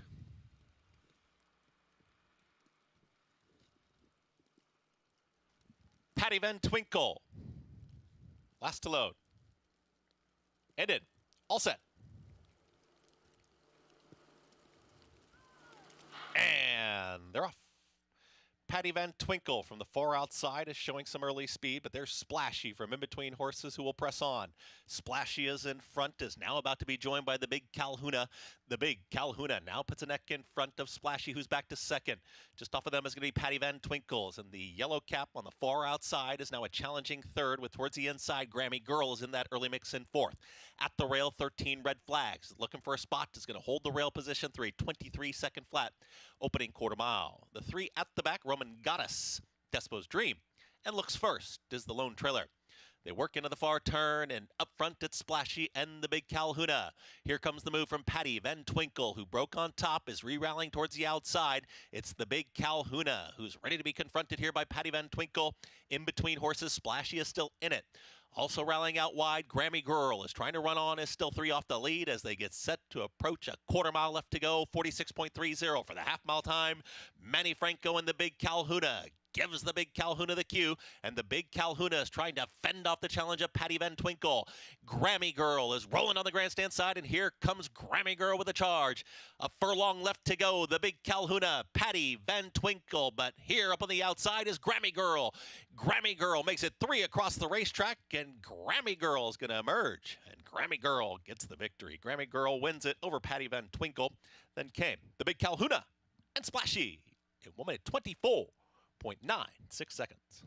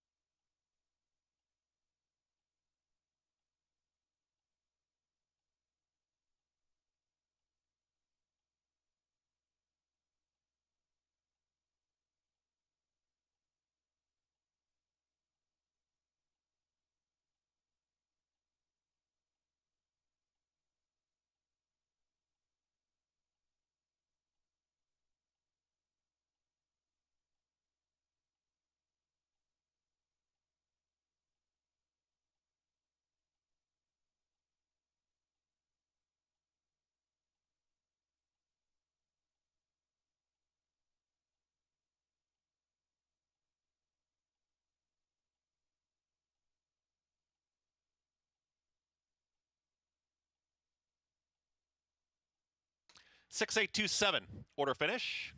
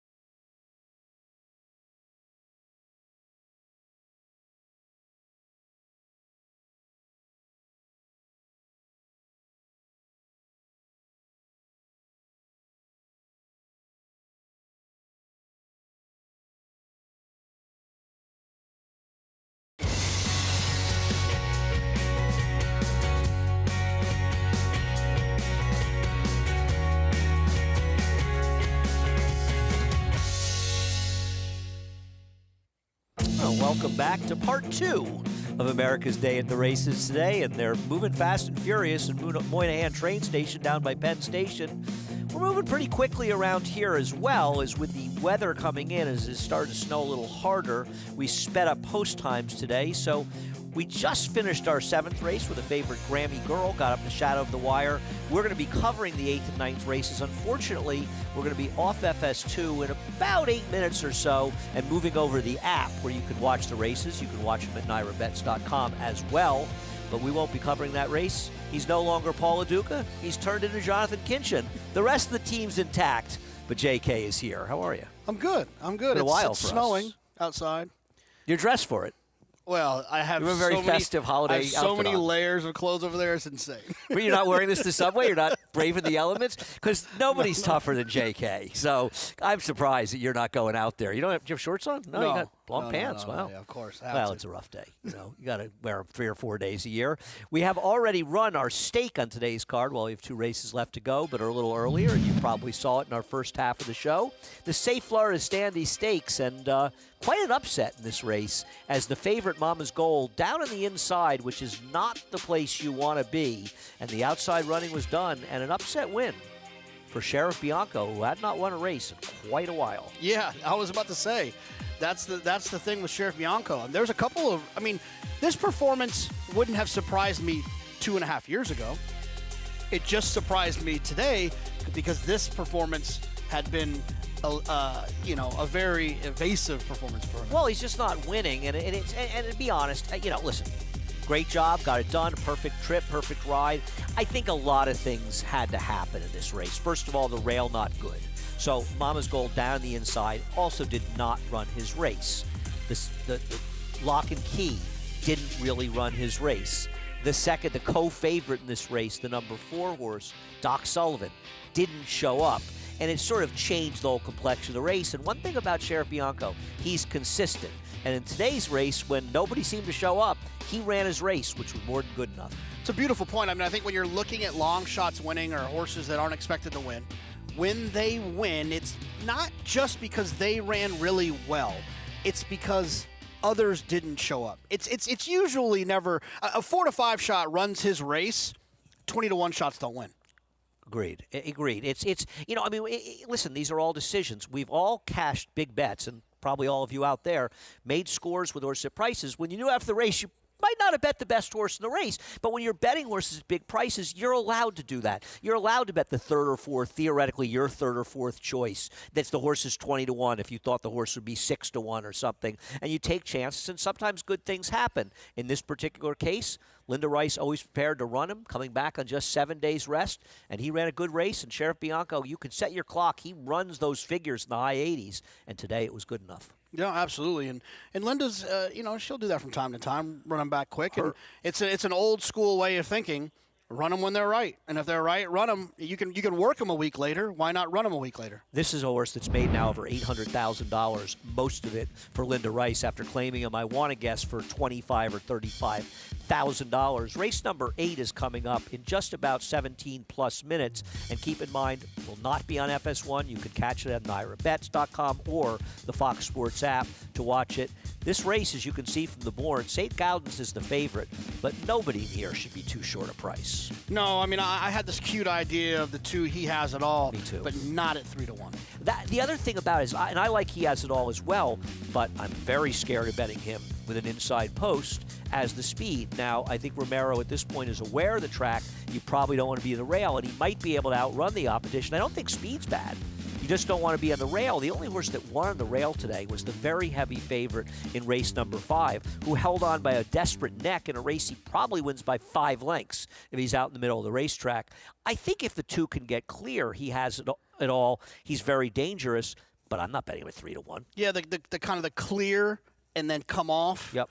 You'll see it very often if you watch head-ons. If you're not watching head-ons as a horse player, you're making a mistake. It's honestly a more important view than the pan. But what you'll see a lot of times is horses from the inside will break, make the lead, and then they'll get off the inside and find themselves in the 3 or 4 path. People think horses on the rail are always on the lead are always on the rail. They're not.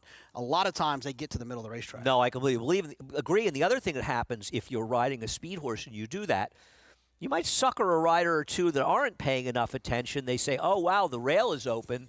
And the riders who are paying attention know the rail's open because nobody wants to be on it.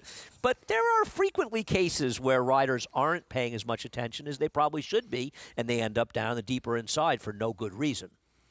It happens all the time. And I'm sure there's a lot of people that have made a lot of money because of it. But there's a handful. Who would you say, if you got to pick the Hall of Fame of riders currently in the room that pay attention to the racetrack, who would you nominate first? Well, I always felt Trevor McCarthy was as attuned to racetracks as anybody. Now, Trevor not obviously riding right now, and he may be retired. That's a very good question. I think Kendrick, with his experience down at Parks, is more aware of it because he rode so frequently on tracks that biases. Around here, they get spoiled because the tracks are usually fair. We'll continue the discussion after a quick break, but we are going to take a timeout. America's Day at the Races. We'll be back in a moment.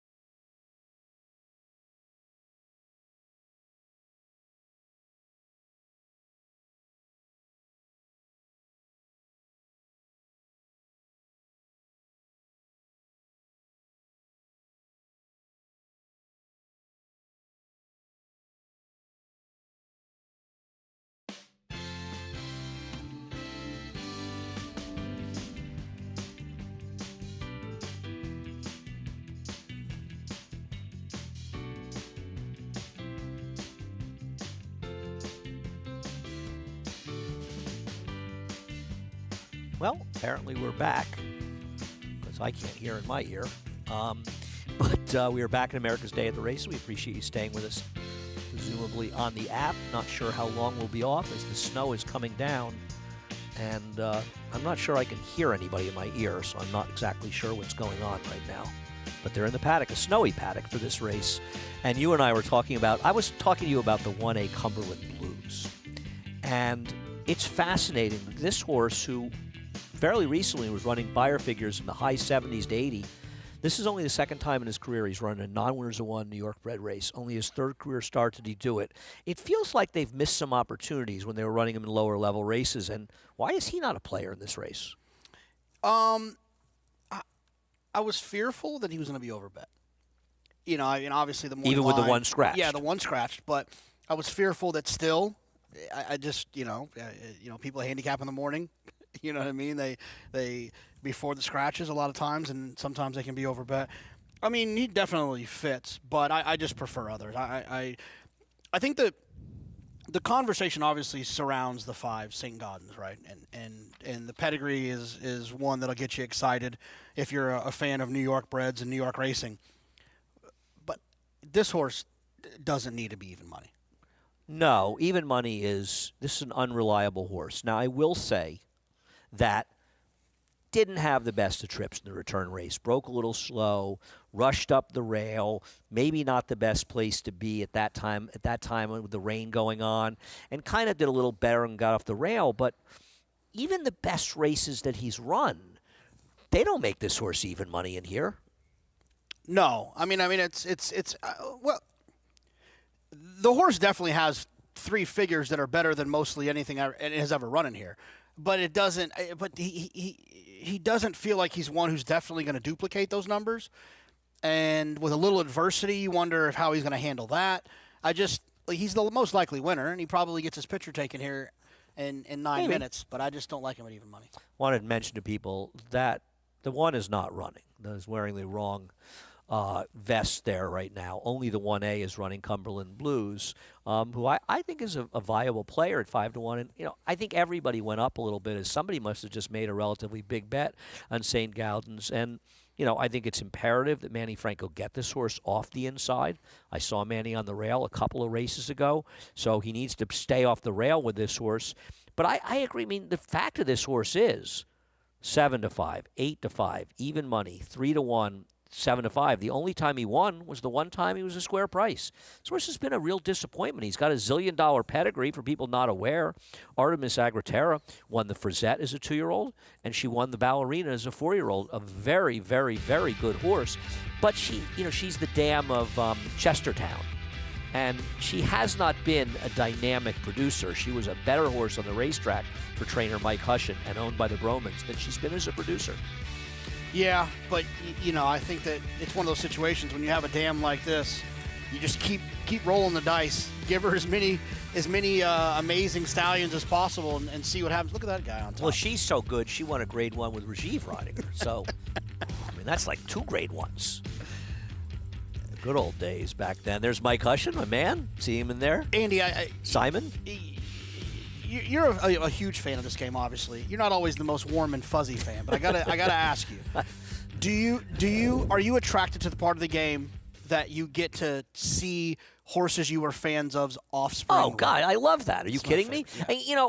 The first time we are on the app, we don't have to be as formal as we normally would be. The first time I went to Claiborne Farm was in 1994 when I went down to Keeneland for the meet. I knew nobody in Lexington, and I went there, and I had a great tour guide take me around and show me around. And there's Believe It, who ran 3rd to Affirmed and Alydar in the first 2 races of Triple Crown. I had seen Believe It beat Alydar in the Remsen here, and seeing those horses and seeing them at stud, but remembering seeing their careers. And 49er was still there, and he and Seeking the Gold and Jason Paddocks. And I was talking about how when Seeking the Gold broke his maiden first out, it was the last race of the day. He won by about 18 lengths, I think. And the prior race, Personal Flag, his stablemate, had won the Widener in a 3-horse photo. And just seeing them, and sure, seeing broodmares and seeing sires and horses you've seen race, I think it's one of the most fun part of the game. There's nothing like seeing some filly or mare you loved, and you see their foals running. It's exciting. It's great. Well, that's the best part of it. I think that it's the part that keeps you coming back.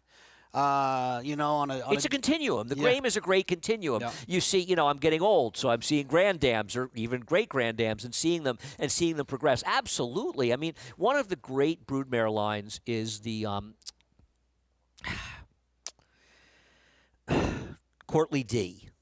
You see a lot of, she's way, way back, but I remember her foal Native Courier that Sidney Waters had was a really tremendous runner.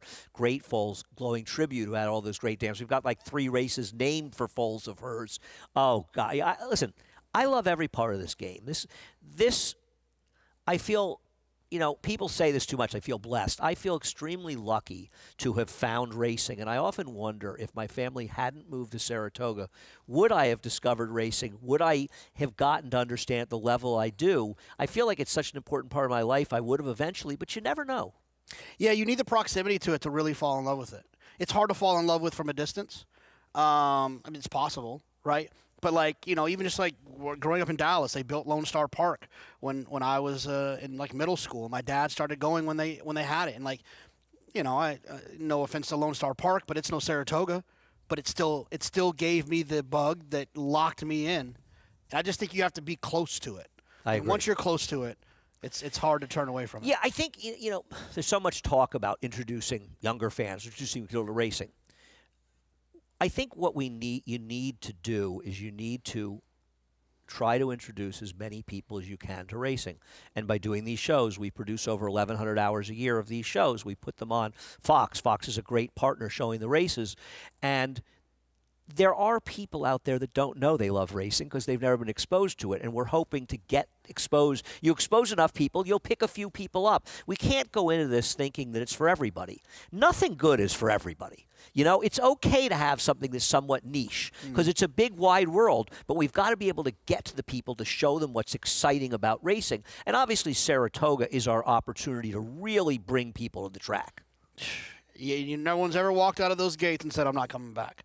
No, it's... Well, except for horse players, but then they come back the next day. Well, if we've all said I quit. I'm I mean, out. if you're not a horse player if you've never said I give up. I'm never coming back. Right. Yeah, We've all quit the game a million times.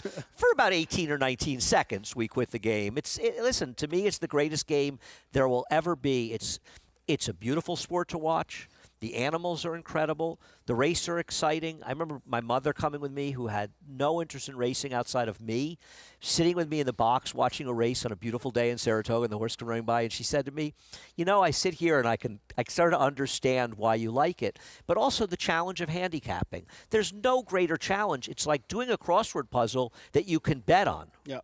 No, it's the best puzzle. I mean, you know, especially with nowadays when sports gambling has become legalized and become more popular and not been a backroom thing and more of a on-your-phone thing, this game is more challenging. It's less forgiving. But when you do it right, nothing feels better than this. Nothing feels better than being right. You're wrong a lot, but it's great to be right. We'll be back in a moment.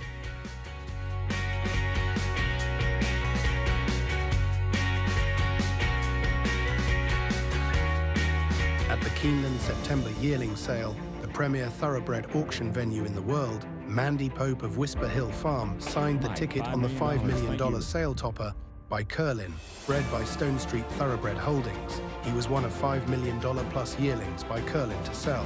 No fewer than 55 of his yearlings fell to the auction gavel, averaging nearly $600,000, making Curlin the #1 sire of yearlings in 2024.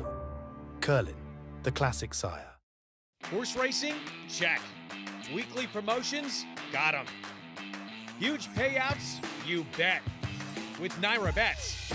Download the app today and bet on any track, anywhere, anytime with live HD horse races, betting tips and tutorials, expert picks, and more. You bet with Naira Bets. Join now for a new member bonus at NairaBets.com. History remembers moments of extraordinary strength, skill, and determination. True greatness is forged by those who fulfill their destiny.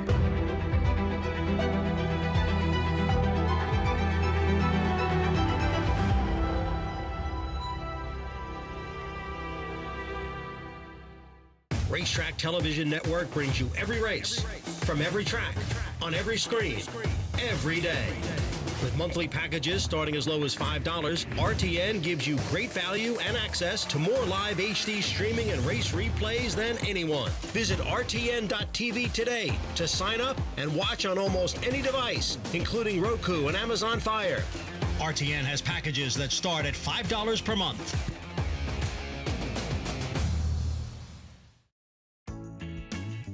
back on America's Day at the Races as the horses have left the paddock for race number 8 here at Aqueduct. Let's head down and get more from Sarah Elbaldwi, trackside. Well, your current favorite right now was expected to be after the scratch of Liberty Central in this spot, and that's the number 5, St. Gaudens, who has all the accoutrements to be one of those overbet types. And yes, there might be some excuses for his last race for sure, sloppy sealed track, coming off a little bit of time away. And if he can get back to some of his better races, he's a player, but he's not a major standout by any means at the price that he currently is at. I, like everyone else it seems, I like he has it all, the number 2 horse, and he better have it all with all the weight that everyone is putting on him in terms of our handicappers selections. I just thought that he showed a new dimension last time, being able to make some running from the back of the pack, and he was in a productive race. We've seen plenty of those horses come back and do well for themselves in their next start. Grey Wing winning his next, and the other completing the superfecta in there, coming back to complete the trifecta in a shuffled order in their next start with some mild improvement.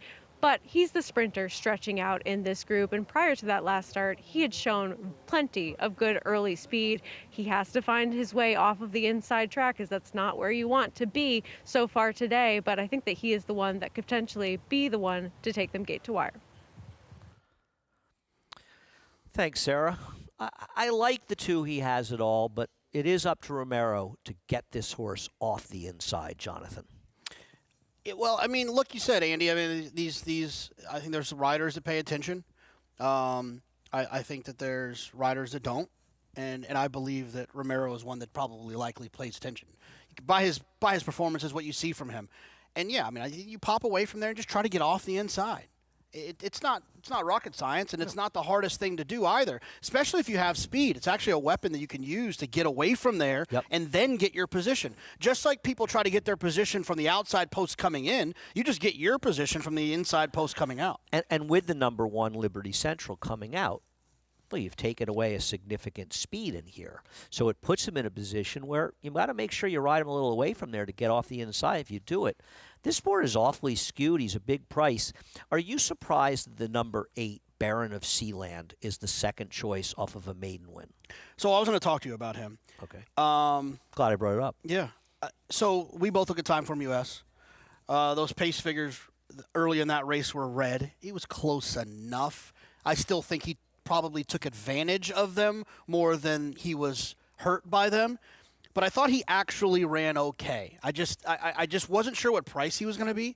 And at 7-2, absolutely not. At 6-1, I could get involved. Yeah, I think that's very fair. We did see Leo's Reward come back and win over Vitalize. On yesterday's card, they ran 1-2 in a maiden race, and the favorite didn't show up, but they still ran respectable races, which suggests that that's a legitimate effort as the horses are making their way towards the gate, I think. Trying to see in the snow as it's turned into a bit of a winter wonderland here today. It's a good thing we moved up those post times as the snow may get a little harder. It's going to turn into rain. We'll see how things get affected here tomorrow with supposed to rain throughout the day tomorrow. There are half of them are apparently in the gate.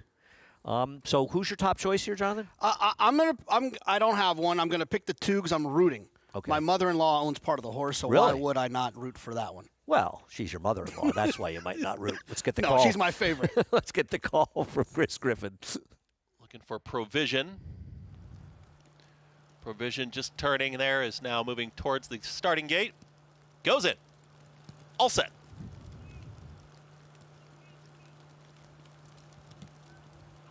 And they're off.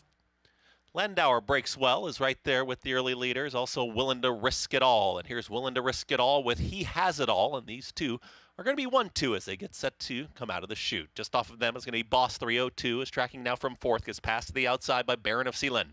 That's the leading quartet as they do come out of the chute, and there comes St. Gaudens, wants to move forward from 5th. He's now challenging for that 4th position. Senegal is in tandem towards the far outside Provision. The 2 at the back after breaking close to the leaders there. Landauer, as the trailer just got passed by Cumberland Blues at the back end of the field. 23.56 for the opening quarter mile. And up front, He Has It All, willing to risk it all. These two in a pace duel now as they approach a half mile left to go. Baron of Sealand is trying to move forward here from third. Is cut into the margin, is only about a length and a half back. 46-4. The posted half-mile time, St. Gaudens is towards the inside here from fourth, is ready to run on. Boss 302. Senegal with big strides towards the outside is making a 3-wide run. And Senegal and Eric Hensel, they're on the move. They're challenging fifth. Far back to the rest is Willing to Risk It All is in front. He has it all, battles on towards the inside. Baron of Sealand is trying to catch them both. It's Willing to Risk It All who's in front, and Willing to Risk It All is trying to get there. Baron of Sealand with every chance to run on by. Senegal is stalling just a touch. St. Gaudens is emerging and dives down towards the inside. Can Willing to Risk It All hold them all off? Here comes Baron of Sealand to the outside. A 16th left to go. Baron of Sealand is just inching clear late. Willing to Risk It All is not done. These two down to the line. It's a photo finish. Baron of Sealand to the outside of Willing to Risk It All, St. Gaudens and Senegal in 1 minute 39.69 seconds. Tough beat if you bet the 3 Willing to Risk It All. As Matt Oliver wearing for her second win today. He fought it out in a fast pace the whole way, but Willing to Risk It All, Baron of Sealand took advantage of that outside position, a very good trip, and got it done in the shadow of the wire. Yeah, I think when you're looking at races in the future, when you see horses that were running on this day, I think you want to upgrade horses that were down on the inside, and you want to downgrade horses that were on the outside. I think that this worked out perfectly for the 8 Baron of Sealand, but I feel like a lot of things went in that one's favor to get this. I agree with you there. Nothing from the 2 I liked. Was able to get off the rails. We showed that head on, and he just couldn't compete. The 3 was the speed. And I know it was a tricky situation, but not the best judgment to dive down to towards the inside with the favorite. But once again, the favorite was overbet, even at 8-5. Yeah, I think it was. Yeah, I agree. I mean, hindsight, but he never really went all the way down there, and I don't think he was getting anywhere anyways. Probably not. He stays he's in a 2-path right here. Yeah, no, that's fair. It's hard. You'd have to watch the head-on, as you say, and today may be a good day to be watching head-ons. They're in a weather delay at Oakland. I believe we're going to get an update on what's happening down at Oakland Park from our man, the MIG.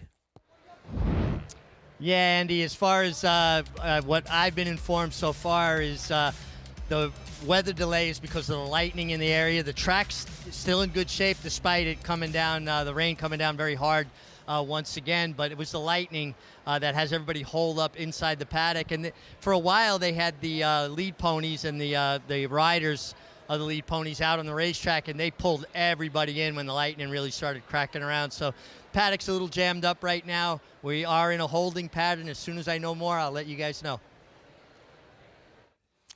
Well, we appreciate that, Richie, and as soon as Jonathan and I know more, we'll let you know that we finally learned something, but we appreciate that. And obviously a tough situation down there, and the other thing that's going on is, they're an hour earlier there, but, it's 3:30 there.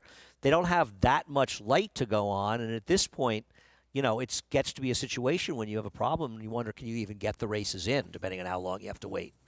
It's not summer. No, but it does bring up a great point. Central time zone is the best for sports. I stand by that. Said as a unbiased it's just participant. The best. Monday Night Football at 7 o'clock. Football starts at noon so on why'd Sundays. you move to New York? I'm just telling you what happened. I'm just telling you what I think. Really, the real question is, if you know that, what are you doing here? We got some more to come on America's Day at the Races. We'll be back after a quick break.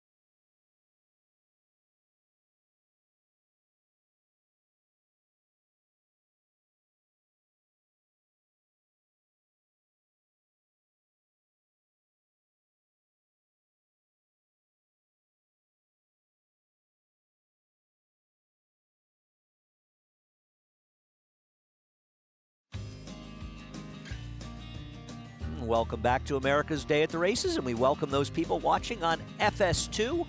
Jonathan Kinchin and myself, Andy Serling, on the desk here at a snowy aqueduct. Sarah Al-Badwi is braving the elements down in the paddock.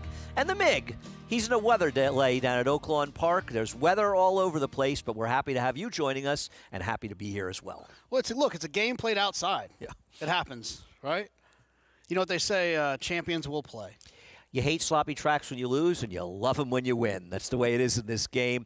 Race number 8 just finished, and we had a bang-bang finish in there with the second choice, Baron of Sealand, getting up in the shadow of the wire over a very game, willing to risk it all, who ran too well to lose it here, with the favorite, St. Gaudens, finishing third. Look, Baron of Sea Island ran extremely well last time, and it was a possibility he was going to run well here. I just didn't love the price of this horse, but he got the best situation. And it's a reminder that when you don't think that the inside's great on a race day, you have to just give a little bit of extra credit to a horse towards the outside. While on a dry racetrack, I probably would have tried to beat Baron of Sea Island, but on a day like today, he's probably worth an include. Got the job done on the shadow of the wire. Second win today for trainer Danny Gargan. Kendrick Carmouche getting the win as well. And St. Gaudens, probably not the best of trips. You said not right down the rail, but diving towards the inside.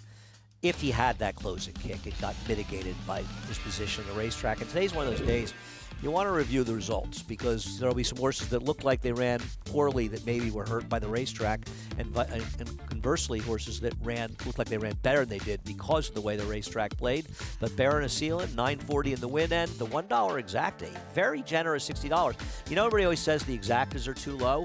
I'm sure Twitter is a buzz. An exacta probably should have paid $60 for $2, paying $60 for $1. I'll have to check Twitter, but I'm sure a lot of people were talking about all the value in the exacta, and not right. I mean, that exacta could have paid half of that, right? Yeah, no doubt. Race number 9 coming up.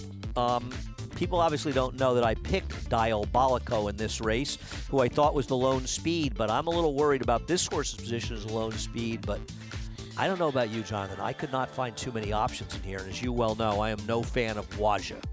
Yeah, I'm pretty sure that we did Talking Horses one time, and I played this horse. I think the one's interesting on the inside. We'll have plenty of time to talk about that. Well, you love those war dancers on the dirt. I mean, he's been such an effect. He's a terrific sire on the turf, of course. But he has not been that efficient on the dirt. A lot going on. People are not paying attention. Weather delay down at Oakland will keep you appraised of what's going on there. Risen Star won the Belmont on my birthday, day after I moved into my apartment, by 15 lengths. And I was telling you, Jonathan, that he was one of the true greatest horses I've ever seen, and he was a giant.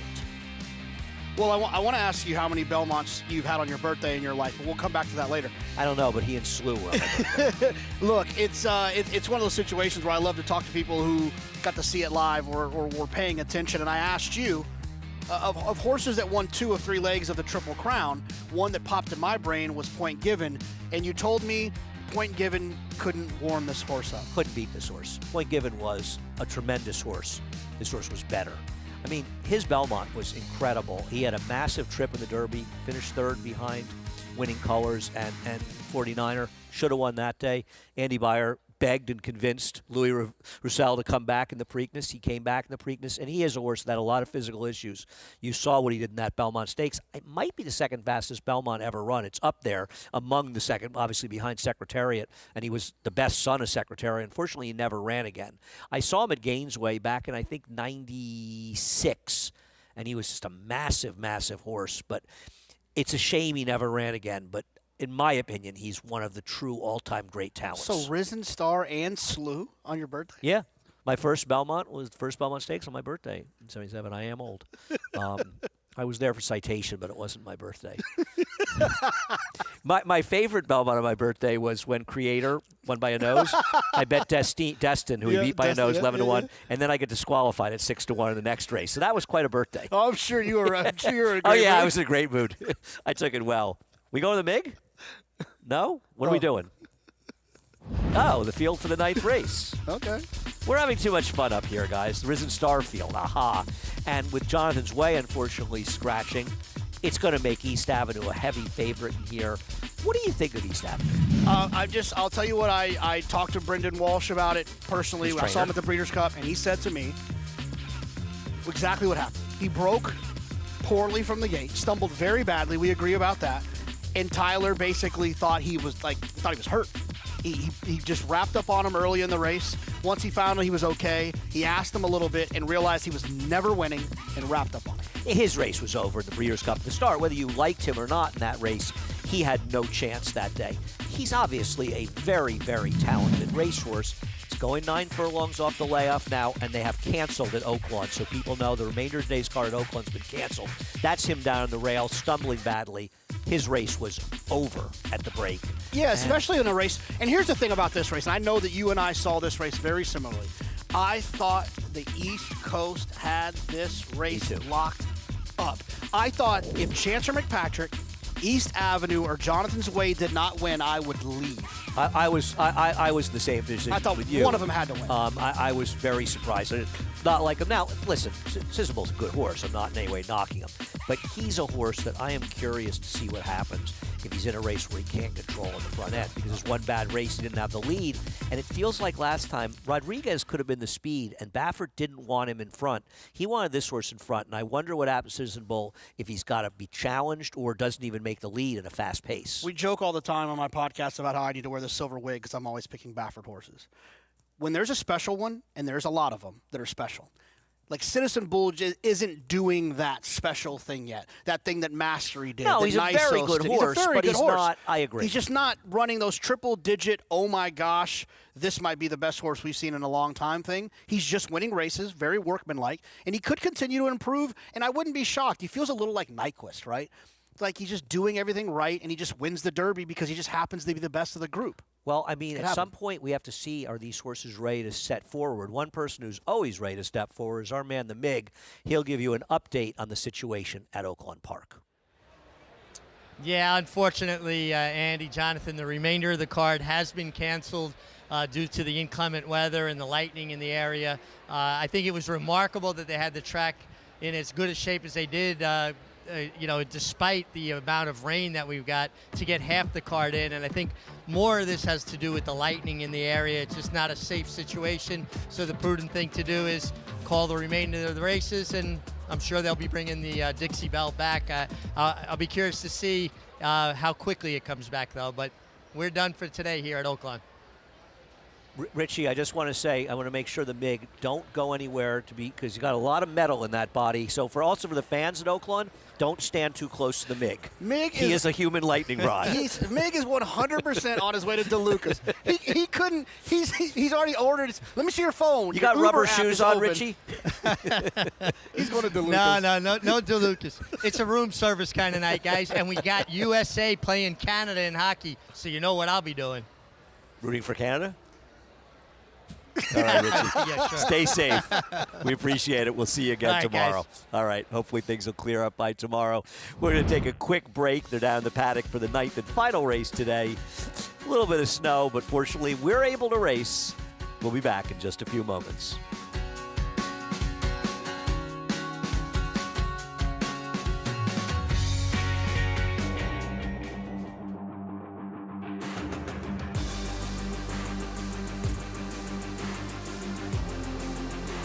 Bright future indeed. Bright future, the son of Curlin to win by 4.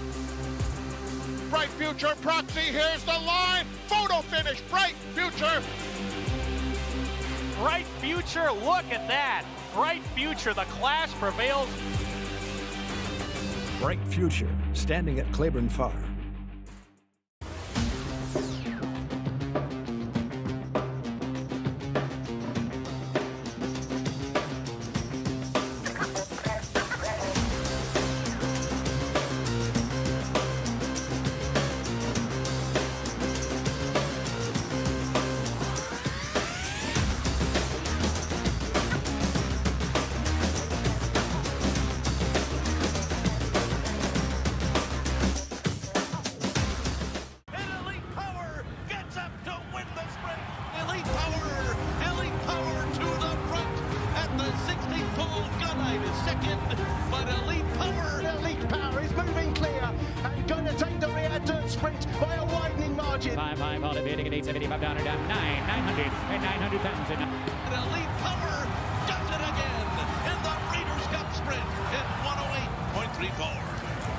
The power of Juddmonte.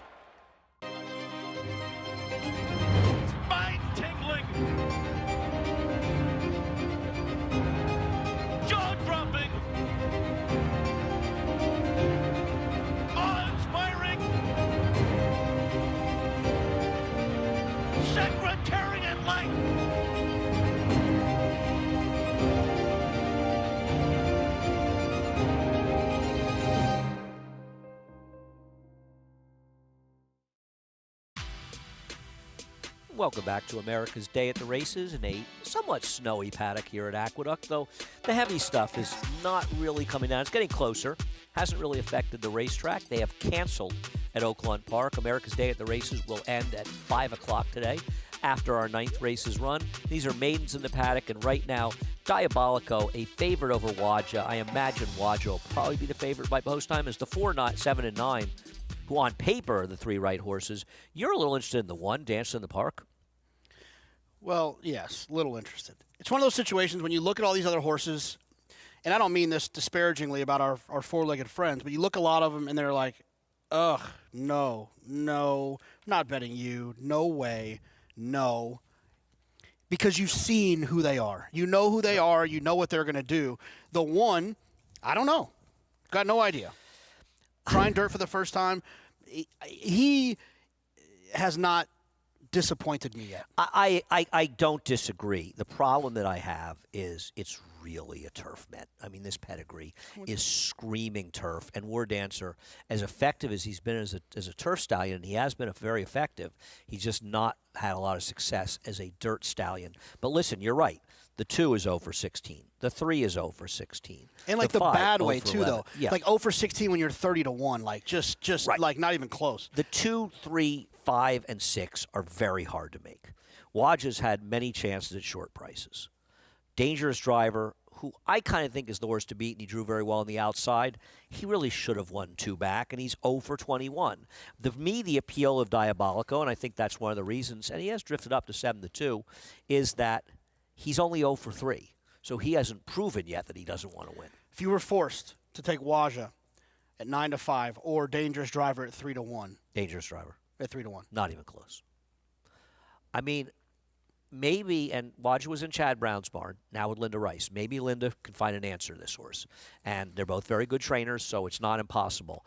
But my problem with Waja, and I talked about this with you the last time he ran, he has no acceleration. He never does any meaningful running. He's just sort of there, kind of running along. And I don't think you'll disagree with me. His last race was bad. I mean, First Trumpet was the speed in that race that was running with him. So it's not like the race totally fell apart. He has no acceleration, which is particularly unusual for a Chad Brown runner. Yeah, especially the way they're trained. And I agree. I don't want Waja. At least I feel like Dangerous Driver will be running at the end. Yeah, I just needed a little bit of a better number on Dangerous Driver, who is 0 for 21. And like 1, 2, 3, 4, 5, 6 single digit. 6 of those, 7 of those, single digits. Dangerous Driver should have won 2 races back. I bet him that day. He had an absolutely perfect trip. There's nothing Katie could have done different, and he hung down the stretch. That was the race. That was, to me, his most disappointing effort, because that was the day he was set up to win. Perfect trip. Everything went perfectly, and he couldn't gain on First Trumpet. It wasn't impossible, and he's lucky he held second over Nil Rock. While they're going riders up here, I think this is a great lesson for how you treat races differently based on what you're doing multi-race wise. Who would you want to be alive to in a pick 5? Who would you bet to win? And who would you use on top in an exacta? I would want to be alive to 479, especially if I had ideas in the earlier races that were pricey. Okay. And I would bet the 4 to win at this race at 3-1. I would not take him at a shorter price, but I would bet him. I'm not sure the 9 isn't a better bet at 7-2 versus his 3-1. I think it's very, very close. The 1, Dance in the Park, Tom Morley and Matty Oliver. Yeah, and in honor of Tom Morley being British, they always say over there, unexposed. This horse is unexposed. You learn something new every day. Shaking the Bell, Carol Cedeno riding for Rudy Rodriguez. Come on, you do that. No, I didn't. This horse has 4 races at 2-1 or lower and still hasn't won.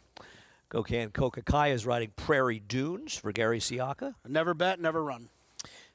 Diabolico for Jenna Antonucci with Kaibar Koa. Same, never bet, never really run. My top choice. The 5 is LC Go Lucky for Jimmy Ferraro. Really? Never bet. Really? Never really run. Never hit the board in any of his starts. Flying in Style, Charlie Baker. Charlie Baker's good. Christopher Elliott, the mount. Charlie has a winner earlier today, I believe. The number 7 is Waja. Now Linda Rice, Jose Lizcano. You'll get nicer here. Like you said something in the paddock. 2 good trainers. sometimes good trainers can do something that another good trainer couldn't do. I agree. Listen, I'm sure Chad Brown's okay with that. The 8 change your name, Joseph Lee and Romero Mirage. Yeah, I couldn't find anything here either. And Katie Davis with that coveted outside position with dangerous driver. Makes a ton of sense. I just wanted a better number considering what this one's accomplished. 0 for 21. I just need better than 3-1 in that situation. The problem is it's that kind of race as we head down to Sarah.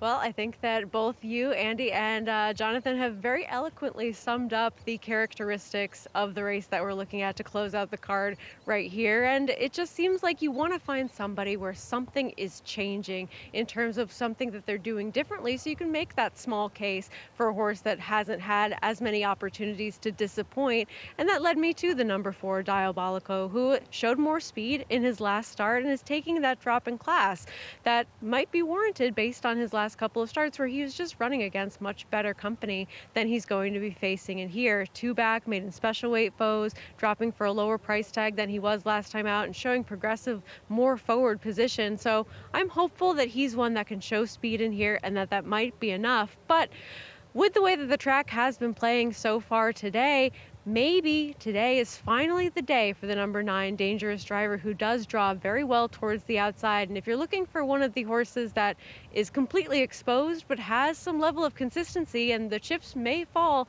in the right spots for him at this outside post, today could finally be the day. Unfortunately, you're just not going to get much of a price on either of them, but I would take either of them over your current 9-5 favorite, Waja. Yeah, I echo the sentiments of Sarah. I mean, we both handicap, put our picks in earlier, so we have the number 4, Diabolico. But at the current odds of 5-2 and 7-2, and Diabolico now back down to 2-1, I'd rather take 7-2 on Dangerous Driver than 2-1 on Diabolico. Yeah, I mean, look, this is one of those races that, you wish you were just alive to. Because there's not a lot on the bone in terms of a win bet. They got the right horses. The 4, the 7, and the 9 should be the top 3 choices. None of them is screaming value at you. The one horse who I thought I was interested in, I'm reminded of the fact that the rail is not where you want to be. But I will say this: I'm going to gather some information here. If the one spends time on the inside and runs okay, this is a horse I'll play next time. If he's not able to get it done here. Yeah, I mean, the one obviously is a horse that can, that who knows? I mean, the attraction of him is there's no way of knowing who he is. That's the attraction of him. But I can't bet a horse like that with that pedigree, and I ain't betting him down the rail. And frankly, 9-1 isn't exactly that good a price on him. I find races like this to be tricky because both of us, Andy, are pace types, so I want to know what's going on with the pace. These horses are just all so kind of inconsistent. I don't know who's going to be where from the pace standpoint. I don't know who's going to be on the lead. I think the 4 is supposed to be in front. I mean, the 4 is faster than these horses. I think that Kaibar's supposed to go. I mean, the appeal of the 4 is he's running at the lowest level he's never run, and he's supposed to be the speed. I imagine the Lescano will be stalking outside with Waja, but it's up to Kaibar Ko to get off the inside. Now, he was on his speed earlier, and he did get off the rail, so it does seem like he had an understanding of doing that, but that's what he needs to do. Now, listen, maybe Waja will, Linda will figure out how to get this horse to the winner's circle, because he's certainly run races fast enough to win. I just don't like the way he runs. I am of the opinion at this point that Waja's going to win. Because I think that this race is just bad, and I think that this horse has just been screaming for a bad race, and maybe the light switch. Because I can't give you the 9 at 1 point better than the 7. That doesn't make me. That doesn't make sense. But I mean, the problem with this race is that they're just. I mean, to me, on paper, it's a 3-horse field, and you can make your 1 the other horse because we don't know yet. He's not convicted yet. But the other ones aren't going to win. But the other ones, on paper, are virtually impossible to make. So is 3-1 really a bad price in the 9? Is 2-1 really a bad price in the 4? Because it's not. It's essentially a 3 or 3.5 horse field here. And I'm willing to, in that case, I'm not sure they're terrible value in here, these horses. How do you play the try in this race? If you're at home, And I'm going to. I key the 4 and 9 in the first 2 slots. Okay, 4 9 with 4 9 with a people bunch. through that who might not know that. Well, my feeling is I want to beat Waja because he's the favorite in here. He's not a winning type, and he's a good horse to bet against. And I feel of the 3 horses, I think the 4 and 9 are more likely to be 1-2 than he is. So would you play it like 4-9 with 4-9 1? And mostly, I mean, maybe 4-7-9 with 1-4-7-9. First of all, let me explain something. I'm not betting I'm not betting tries in this race. Yeah. Because they're not big prices. A lot going on. You got a weather. You got a dead rail situation. There are so many variables to deal with. It can throw a monkey wrench into it.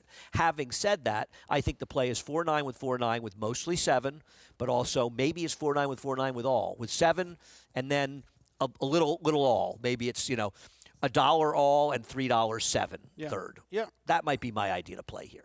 Yeah, because I'm not sure the rest of them don't just belong in a big bag and you sort of shake them up. I mean, obviously, Shaking the Bell is probably, but I mean, Shaking the Bell and Prairie Dunes are both capable of running numbers. The 5 and 6 seem a little slower, but the 6 has some go-back races that put them there. So maybe you have the 2 and 3 in there for third a little more than the others. But for me, I would separate the 4 and 9 as the 2. I want more than the 7. This is more of an exacta race. I think you're right. Yeah, I just... Because you need a price to play the try, and you're not going to get one. Yeah, Unless you just really, cold clock it, but I just... This is the kind of race are not my cup of tea in general. And the problem is when you throw in the weather circumstances and the fact that we have a dead rail, there's a lot of randomness. Yep. What about riders that go down to the rail? Yep. What about logical horses? And when the way the race is run is more than just race dynamics, it makes things even trickier. And now you're dealing with the favorites, and you're going to take the favorites in those circumstances. Not for me. As we load up the gate for the last race on today's show, the 9th here at Aqueduct, Chris Griffin has the call. Diabolico. Dangerous driver to the outside. Goes in. All set.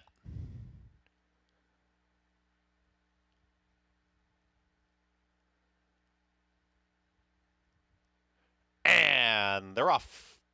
Breaking very inward there, was Dancing in the Park. Now straightens up, but towards the outside. It's a fray on for the lead, and it's going to be Vajda who's in front. And here to challenge is Diabolico, is now moved to a challenging second, is going to go head and head with the leader.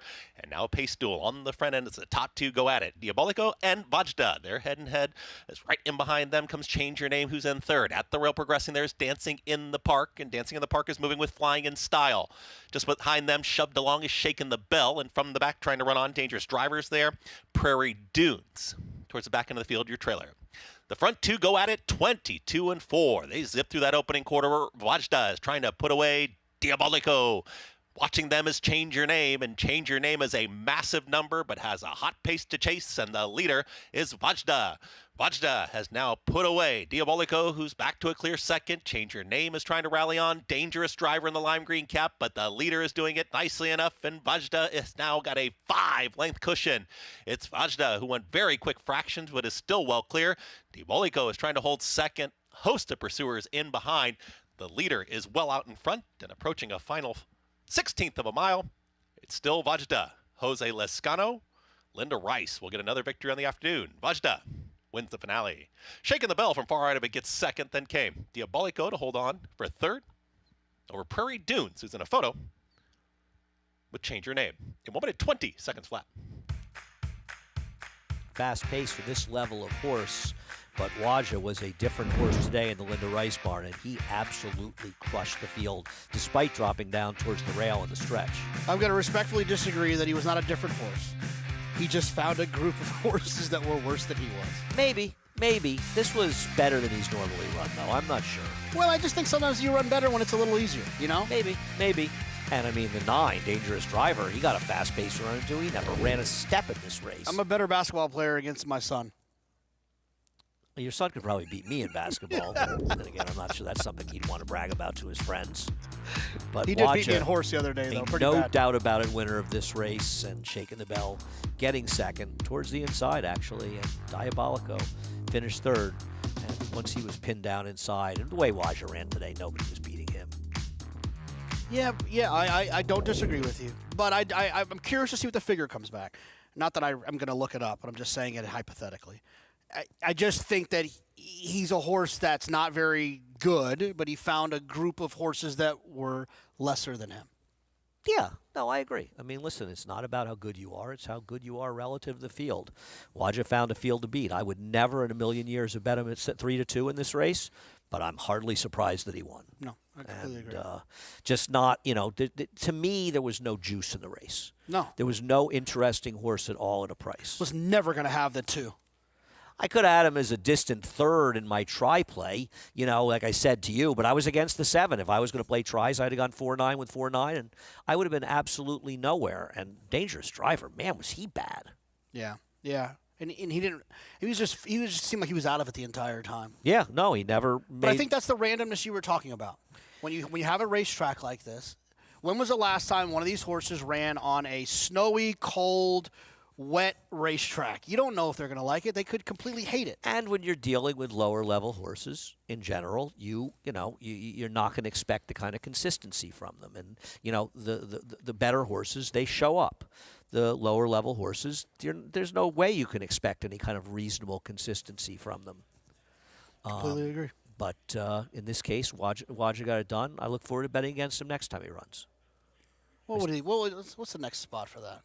The starter allowance or something? No, there's a 2 lifetime 16,000, I would assume.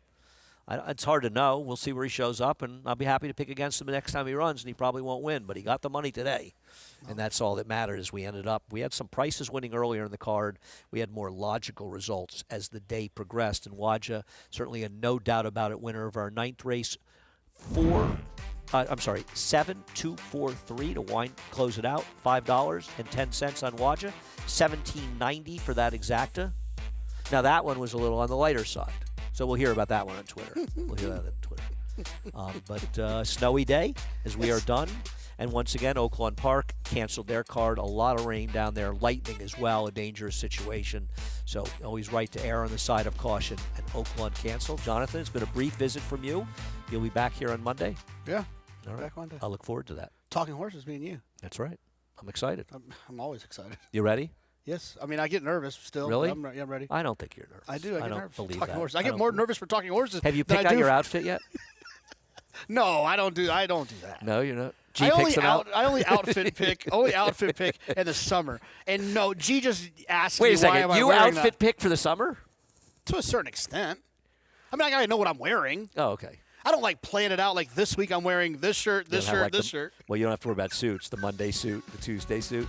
Anyway, it's been a pleasure. We appreciate you joining us as well today, and we'll see you tomorrow, 3 to 4:50 tomorrow. Say Florida Sandy. Today, the stake race. Nice win for Sheriff Bianco. He keeps showing up, and today, showing up was good enough for him to get the job done. Made over $800,000 in his career. A pretty good horse. Ruben Silvera and Linda Rice getting it done. Thanks again for joining us. We'll see you again tomorrow on America's Day at the Races.